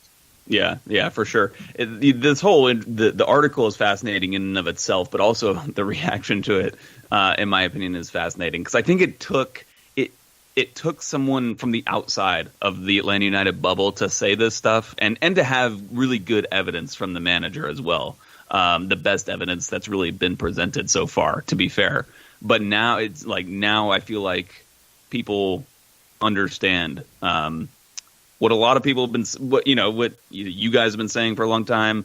I've talked about it with Mike Conti. I've talked about it with all kinds of people in the press box. And, it's just, I'm glad that people are kind of seeing this side of De Boer because I feel like there was a mischaracterization of who he was as a coach, as a person, his personality. I think that I'm just really glad to see a lot of that stuff come out and people kind of get a better sense of what he's about, who he is, and what he sees of this team going forward. All right, I got to ask you before we go. The rumors out of Catalonia Radio in Barcelona, Miami interested in signing Luis Suarez. Hey, I believe it. I do too. That's the thing. I absolutely believe that could happen. Yeah, I think that I'm fascinated at this Miami project. Good to see their youth teams, by the way, coming. Getting also those ramped up is going to be huge for the sport in this country. Huge crop of talent there that honestly Atlanta would poach, and a lot of other teams would poach as well. It'll be really interesting to see how those youth teams do. But yeah, I mean, Miami could be a mega club. I mean, like if they hire a Jose Mourinho type or some huge managerial name, which it sounds like they want to do. Even I think Doyle was saying that he thinks that there's a chance that Messi could go there, and finish his career there. There's more from that Catalonia Radio report that David Beckham has made it clear to Messi that he would be willing to offer him a very handsome salary.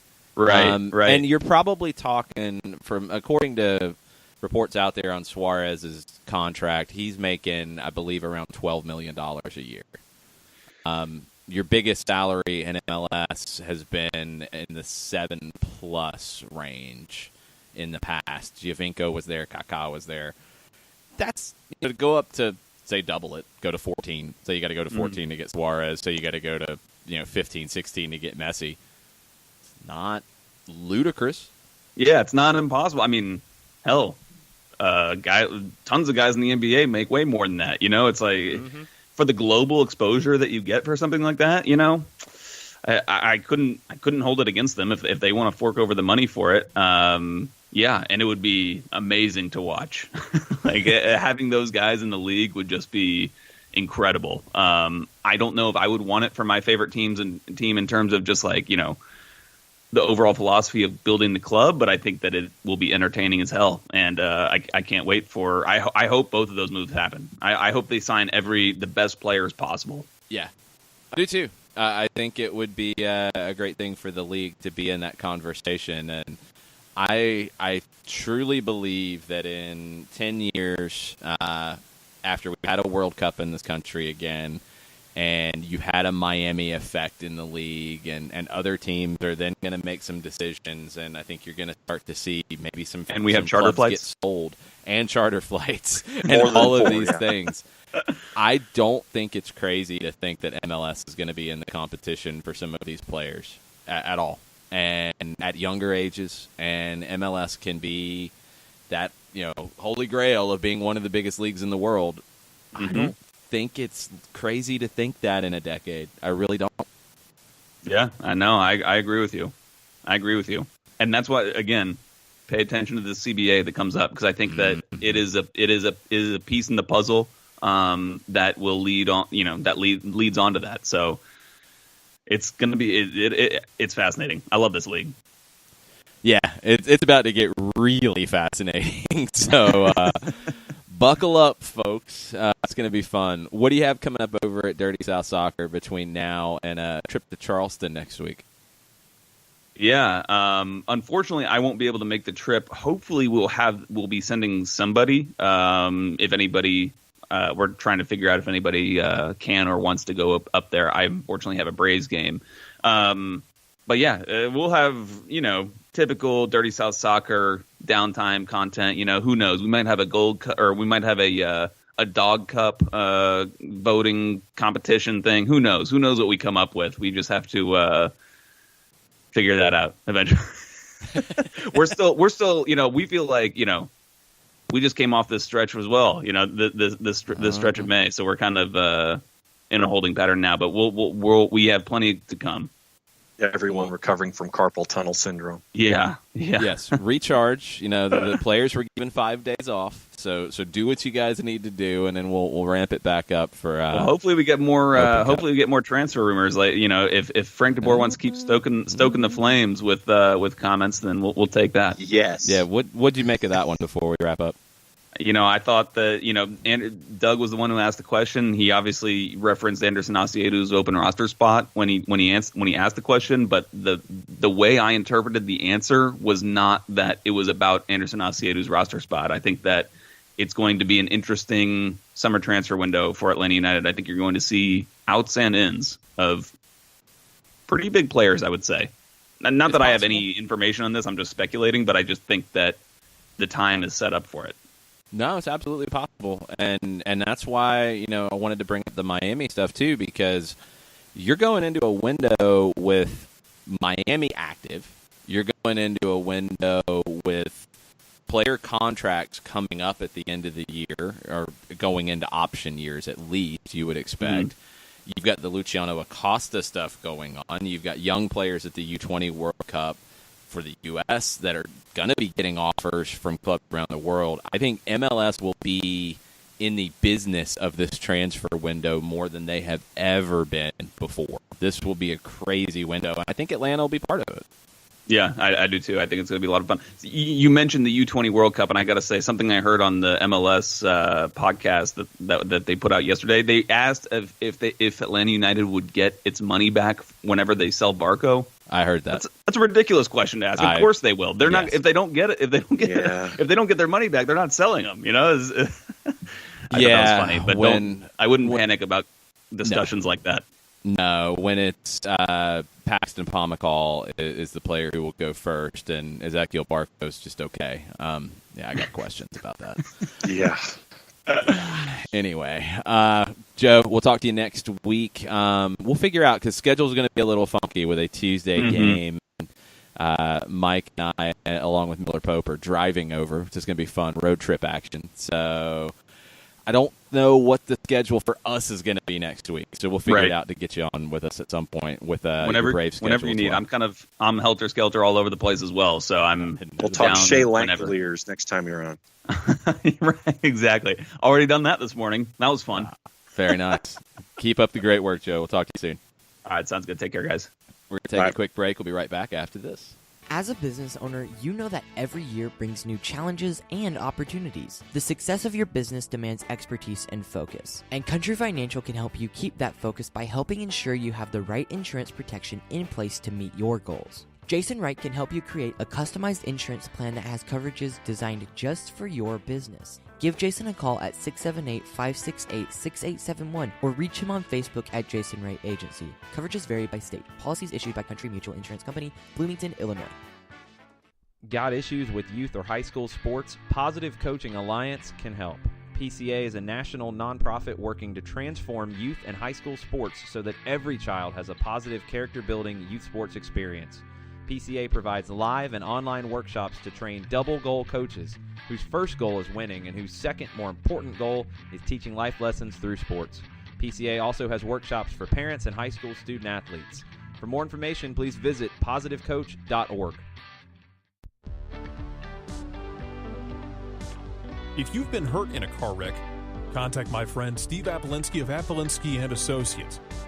He's been representing individuals for over 30 years throughout Georgia and Alabama.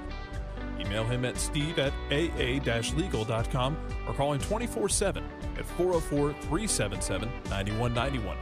The initial consultation is free.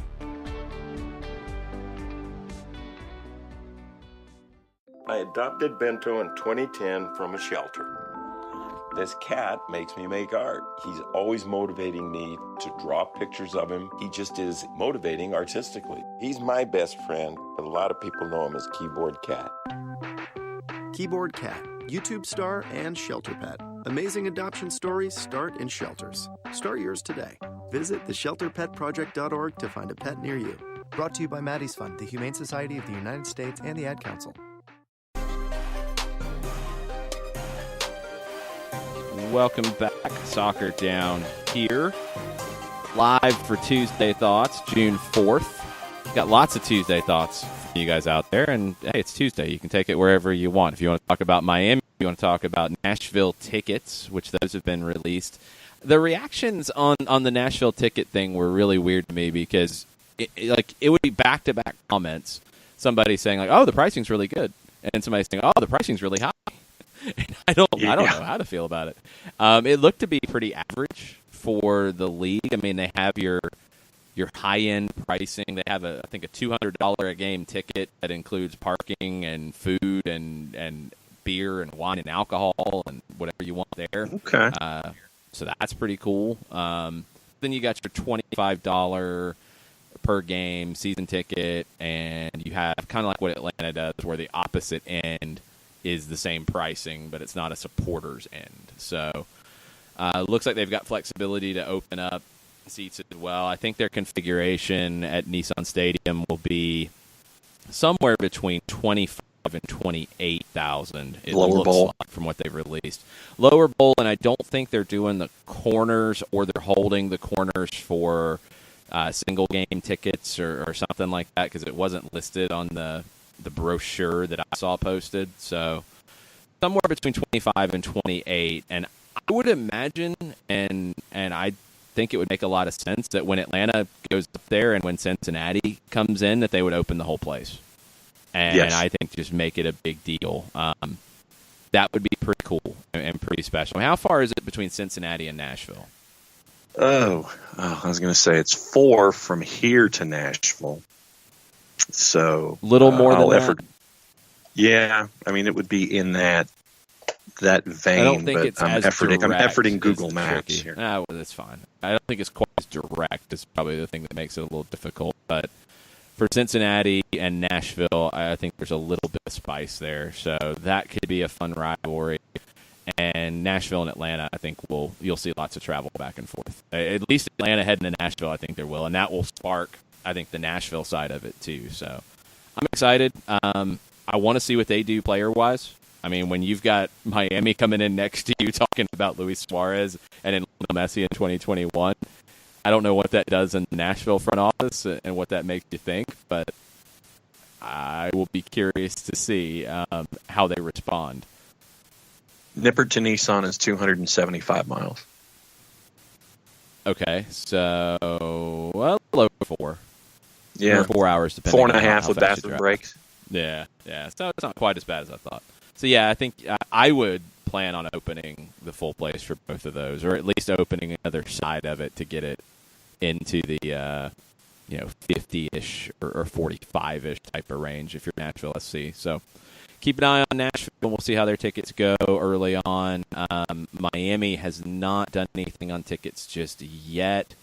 Probably some things still figuring out about configuration in their modular stadium on the site of the former Lockhart in Fort Lauderdale. So it's complicated for both. I mean, both are making some progress in their own ways. Miami will make more progress in terms of overall roster quality quickly because David Beckham has a pretty nice Rolodex, and Nashville has a more secure stadium plan going forward, and Miami still has to figure that out. So expansion next year is going to be a lot of fun. To the Twitters, sir. Yes. A long time since we've heard from Lewis Martin, but what up, Lewis is back in. Why haven't the crew been able to capitalize on the awesome Save the Crew movement? Home attendance in Columbus is only up 500 people a match. They have the second worst home attendance with under 13,000 a match. No hate intended, just disappointment. Yeah, it's disappointing. I do think some of it is the fact that they took over so late. Remember, that deal didn't get done, finalized, I think, until the very end of December. And the front office also had a lot of people, go with Precourt Sports Ventures to Austin. So you had to replace them. You really weren't able to start implementing things until pretty late in the game. I mean, there was a very strong possibility that the Columbus Crew did not exist this season. And it wasn't until fairly late in the day that was a definite that they were. So you just got a late start. I'm surprised it hasn't picked up, and I'm surprised you haven't seen some progress, and that's maybe what I'm looking at a little more harshly now at this point, is early on, I get it. Now, all right, it's time to start seeing some things. And then now it's hard for the crew from a front office perspective, from a marketing perspective, because you're losing Zach Steffen. He's done now. He's not going to be playing in Columbus anymore, and Federico Higuain's injured. He's out for the year. So 2 very important pieces of what the crew have been in recent years are now gone. And who do you build around? Who is the face of the team right now?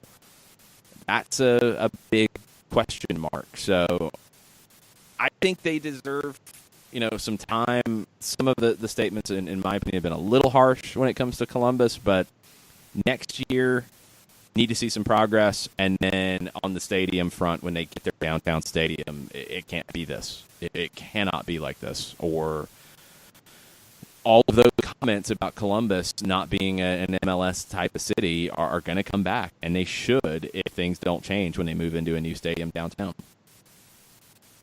Hudson at the Mile High 17. With all the talk about Atlanta's importance to MLS in starting 3.0, where would you see MLS right now if you completely took Atlanta out of the picture from day one? Does it start a year or two later, longer? Is it as big of a jump as it is now? No, it's not as big of a jump if Atlanta didn't exist, but I've also seen some people take those types of comments to say that, MLS was in trouble. No. MLS was fine on April 15th of 2014, the day before Atlanta was announced. It was okay. Would it be where it is right now? I don't think so.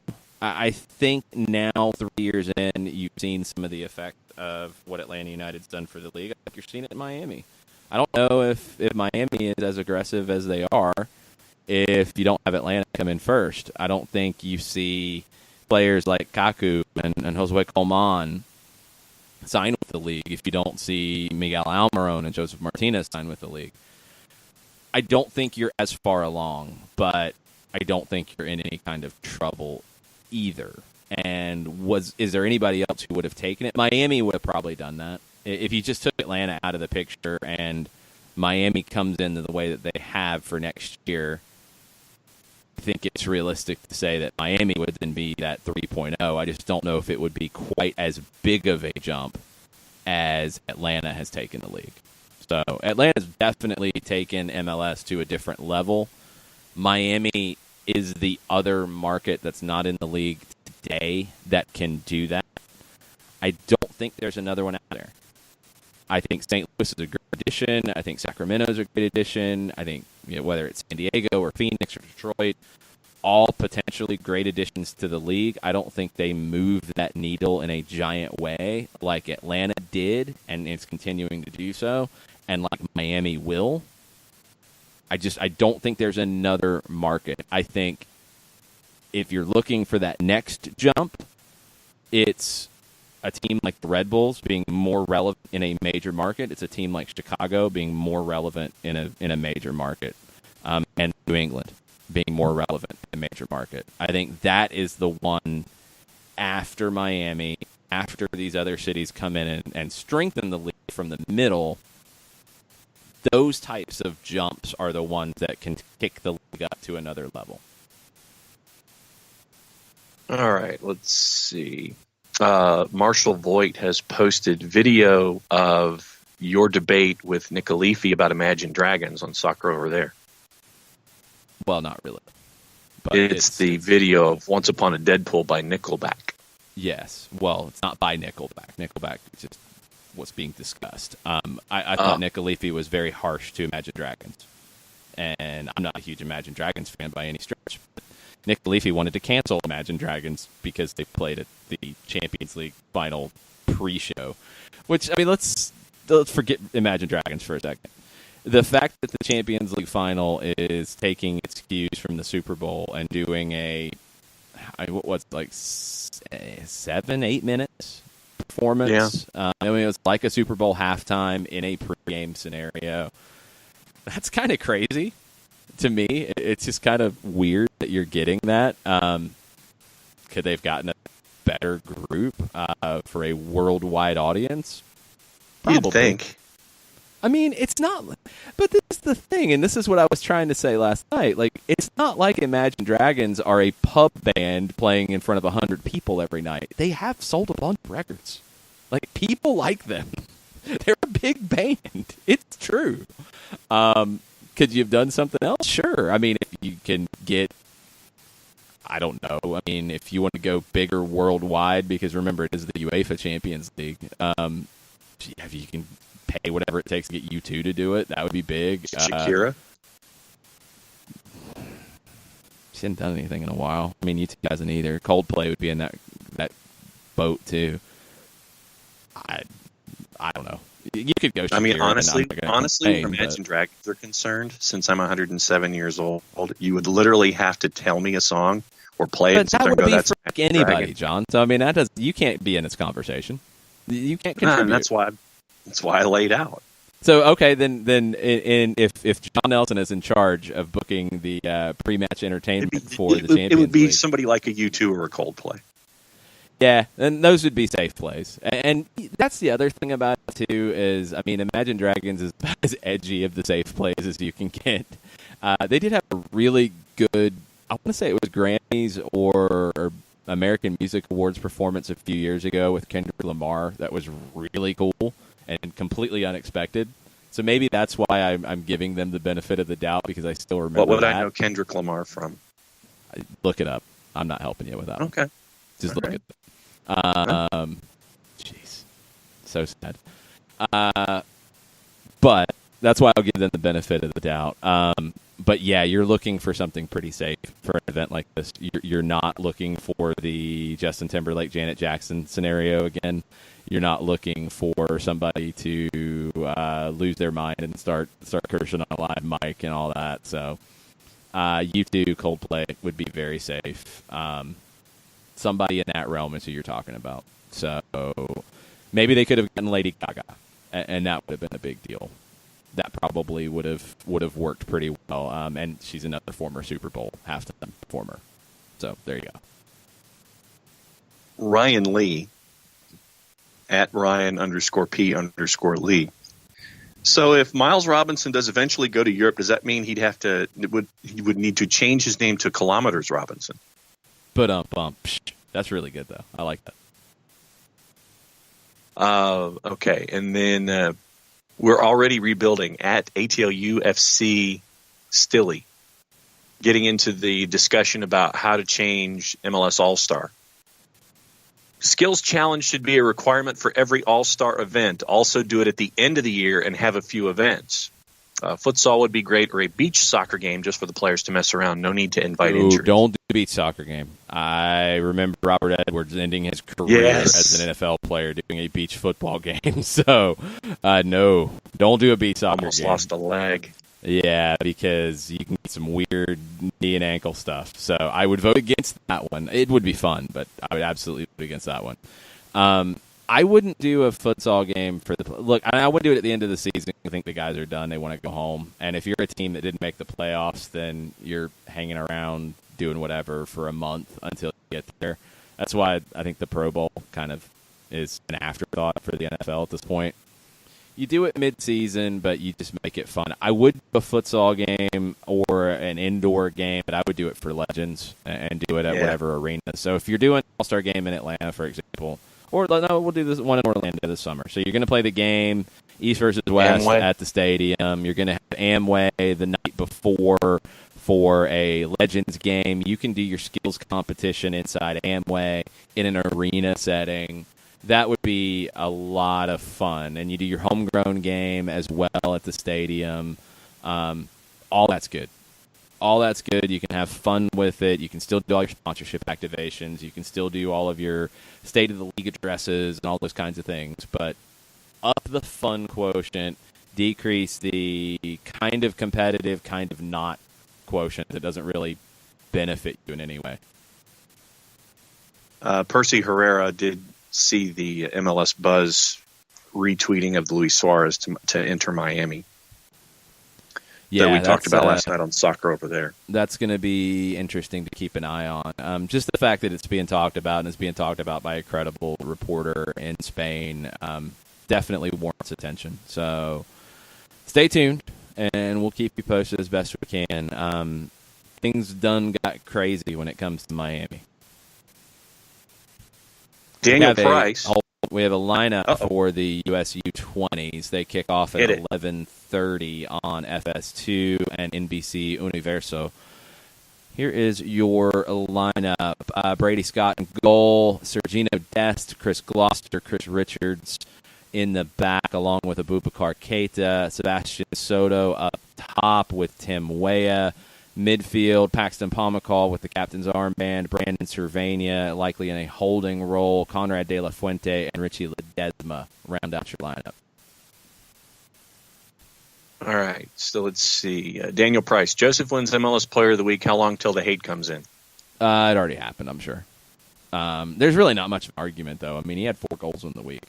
If people are hating about that, then just stop. But I'm sure there'll be cracks about Atlanta United voting bots and somebody doing a giant expose of screenshots and X and Y and Z and saying that, well, no, Joseph really didn't win the voting, but they just gave it to him because, MLS loves Atlanta so much. I got yes. I saw something about, like, one of the goals of the week. No, Atlanta really didn't win that vote, but it's ridiculous. Stop.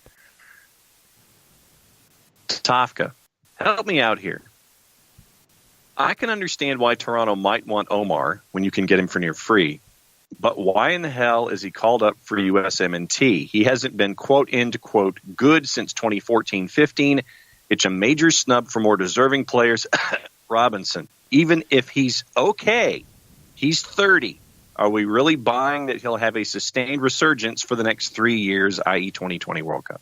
You're not calling people up for the Gold Cup for 3 years. You're calling people up for the Gold Cup to win the Gold Cup. That's one thing that has to be considered here. And I disagree with the mindset of, we can't call him up because he's 30. You're trying to win the Gold Cup. This is a competition that you're trying to win.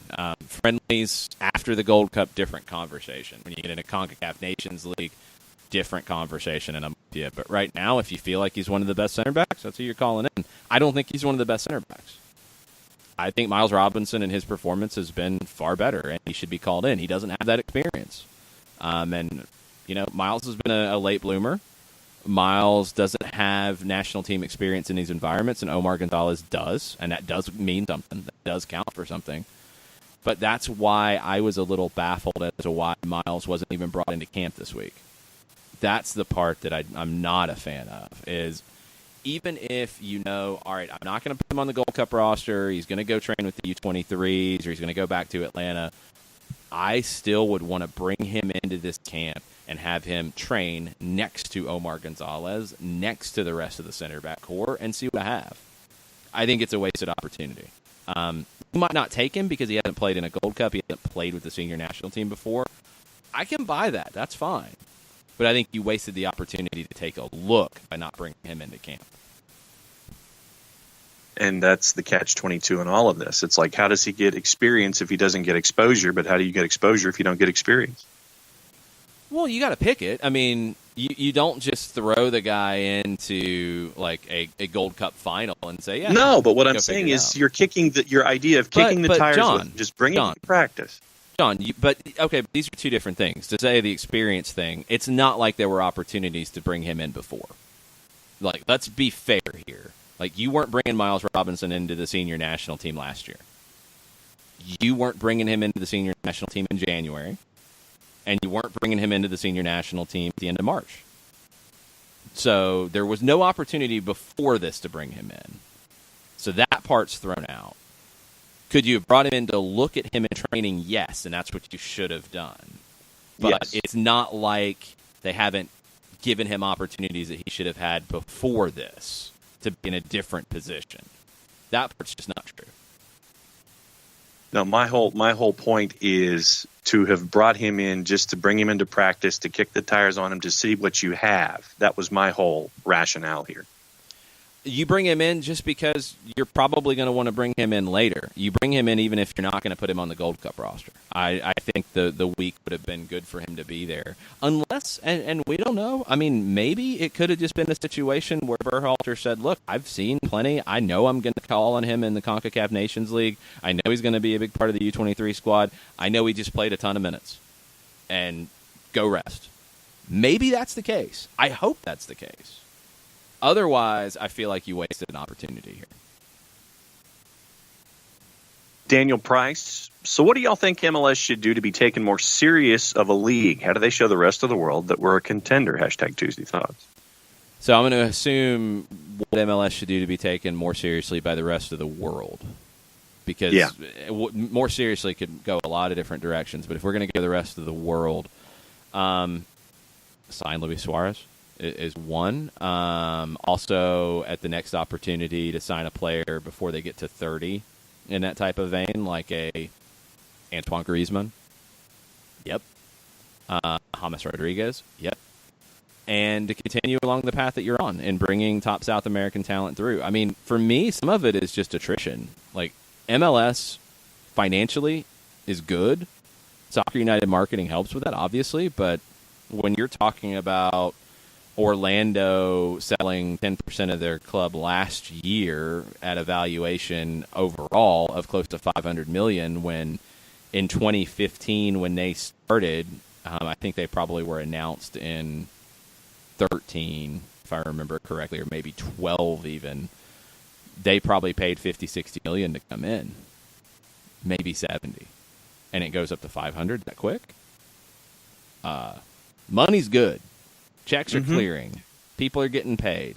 You're spending more money on talent coming in. Not many leagues in the world can say that right now.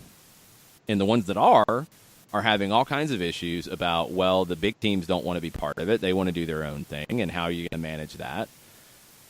I think MLS continuing on the path that it's on is the way to go. I don't think they should do a big changeover in approach to be taken more seriously. I think you will be taken more seriously with more Miguel Almirones going and showing, I can step straight in here and be just fine.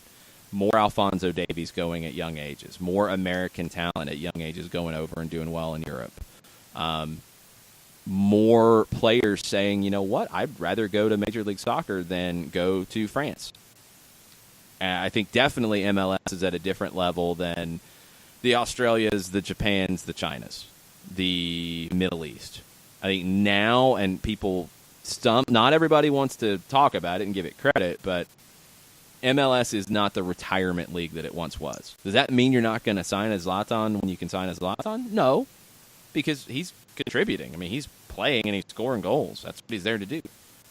You're going to be able to sign those guys, but you're not going to sign the Victor Vasquez's and Sebastian Giovinco's at the age that they are now, because where did they just go to finish their career? Those are the retirement leagues now. And they came here first. Over time, you're going to get more players come here and then go finish somewhere else. Robbie Keane did that too. He went to India to play a little bit at the very end. You're going to see more talent coming here because the quality is good, the professionalism is good, the money is good. All of it has improved to a point that people want to be here. You don't have to go throw absurd money at... I mean, who would be that guy right now? Because Messi's in a different class because he's older. Ronaldo's older, but you're not going to touch that. You're not going to touch Neymar right now either. You don't want any part of that one. Aguero? Mbappe. No, Aguero's older. I'm talking about like the current up-and-coming talent, like Mbappe. Okay. You're not going to go get Mbappe right now. But can you get the Griezmanns? Can you get those 27 to 30-year-olds before they sign another deal in Europe, and then you get them at 31, 32? That's maybe the next jump, but I think it's a progression to get there, not a go do it now and just spend whatever it takes because you have to. I don't think you have to. Going back to the Inter Miami news, alleged news, Percy Herrera says, if Messi and Suarez happens, you can kiss the lame manufactured Orlando City rivalry goodbye. Well, it's not manufactured, guys. Like, it's not. You know that you'd... I don't think there's an Atlanta fan who is just like, oh, yeah, we're playing Orlando. I don't care. It's just like playing Real Salt Lake. It's not. I mean, throw cold water on it because they haven't won. All that's fine, but it does have a different vibe, and I don't think it's manufactured. There were things that happened between the two sets of fans that led to this, and they happened a long time ago, and those stories are out there. You know that's the case. So is it the greatest rivalry in the league's history? No, it's not. Is it even Atlanta's biggest rival right now? No. The Red Bulls rivalry has passed it, and they passed it because of the playoff series last year and because of the game at Red Bull Arena this year. The Atlanta series with the Red Bulls, to me, is the biggest rivalry that Atlanta has currently. That doesn't mean the Orlando series is nothing. Miami and Atlanta will be interesting, depending on what Miami does. But I don't know if Atlanta has any animosity towards Miami right now. I mean, what would the animosity be built on? They signed good players? Yeah. I mean, well, Atlanta doesn't have animosity with LAFC right now. And No. LAFC has been the new, shiny thing. So to me, that feels more manufactured than anything else once they play. And honestly, I think Atlanta LAFC will have some juice to it after they play in July in Los Angeles because it's the two best teams in the league. Now, does that juice maintain? We'll have to wait and see. But I think that will have a different feel after the match this year. You get a couple matches, I think Atlanta-Miami could have that feel. I think Atlanta-NYC is one that just completely had a feel to it because of the way the games played out. 2017, you had two spicy games about a month apart. You had two good matches last season during the regular season with them, and then Atlanta beats NYC in the postseason. I don't think Atlanta fans think about NYC in the same way they do about the Red Bulls and about Orlando. I think NYC fans think of Atlanta in a more, angering kind of way than Atlanta fans look at NYC. And that's because of the postseason control last year. Atlanta, Nashville will have something to it once they get on the field, I think. But I think the whole thing about measuring the rivalries and what's a real rivalry and what's not, it's kind of pointless. I mean, you feel it or you don't. That's what a rivalry is. I mean, I'm coming at this from a Georgia football perspective where it feels like every other game is a rivalry game because Georgia has long histories with Florida, with Auburn, with Georgia Tech, with Tennessee. Those four are obvious rivals. South Carolina has a different feel than Vanderbilt, for example. Clemson is a historic one, but you don't play every time now. Alabama's a recent one, but you don't play every year.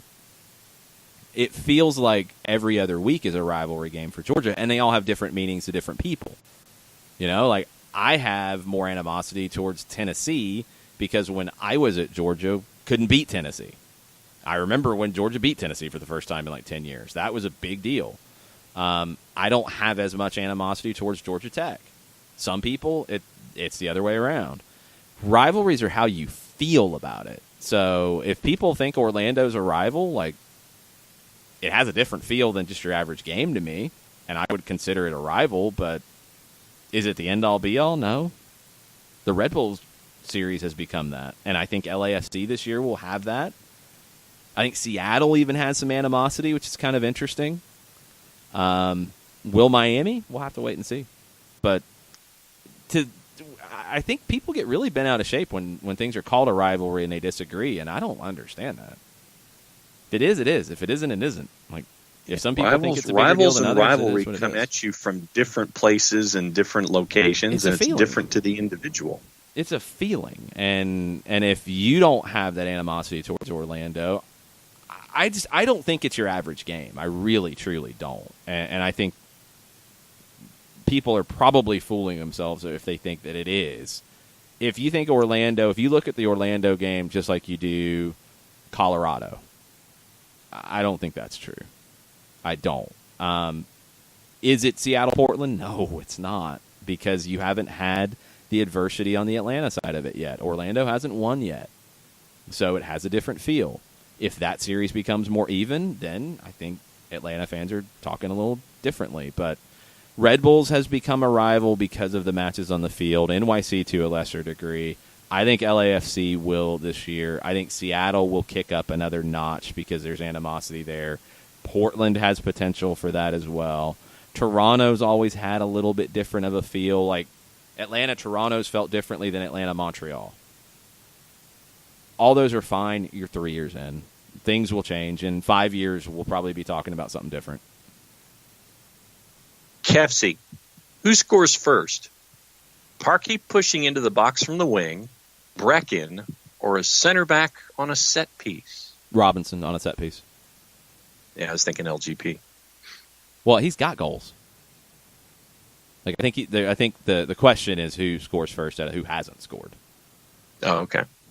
Then it would be Miles. Miles crashing the box on a set piece. Bayern is now confirmed that they will not sign James Rodriguez. Yeah, that was pretty much all but known. See what ends up happening with him. He's been linked to Manchester United in a crazy trade, so who knows? I don't know. The thing I would say, like we're going to call it here because there's a USU 20 game starting in 30 minutes, and I'm actually going to go head over to Hampton and Hudson and grab some lunch and watch that one because there you go. That's a good game to watch. There's a lot of talk about fans and being good fans and being bad fans, and not so much here in Atlanta. I'm seeing threads with Red Bulls about where they stand in the overall Red Bull soccer structure and should you support it and blah, blah, blah, blah, blah. Do you? Be the fan that you want to be. Like, don't measure it off of what you see in a YouTube video marching down a street in Liverpool or Madrid or Barcelona or Milan or anywhere. Just do what you do. I think what's happening here is really cool. And, I saw the video that Jay Riddle and our friends over at For Real and Unrelegated and Atlanta United Fan TV did about the Parceros, for example. And that feels pretty unique. The tailgate culture, the Gulch culture, and they're going to have to find some alternatives to that here pretty soon. But that feels very different to me. Don't get caught up in comparisons and measuring, and they're a better fan than us, or they do it better than us. There's not a better or worse than. You're there. You're showing up. You're making noise. You're supporting the team that you love. That's what being a fan is. And do that in whatever way works for you. If you're standing up, throwing beer in the air after goals, cool. If you're off to the side, joining in the chants, cool. If you're sitting down watching the team and talking about it with your friends, cool. Do you. And be the fan that you want to be. And worry about what you can control. Like, I want the Red Bulls to have more fans in the stands because it's good for the league. And I hope that they can find that, and I hope that they can stop fighting amongst themselves about what it means to be a true fan. And I hope that, you can get situations like the Timbers complaining about, well, that's not really being a soccer fan. I hope that stuff goes away.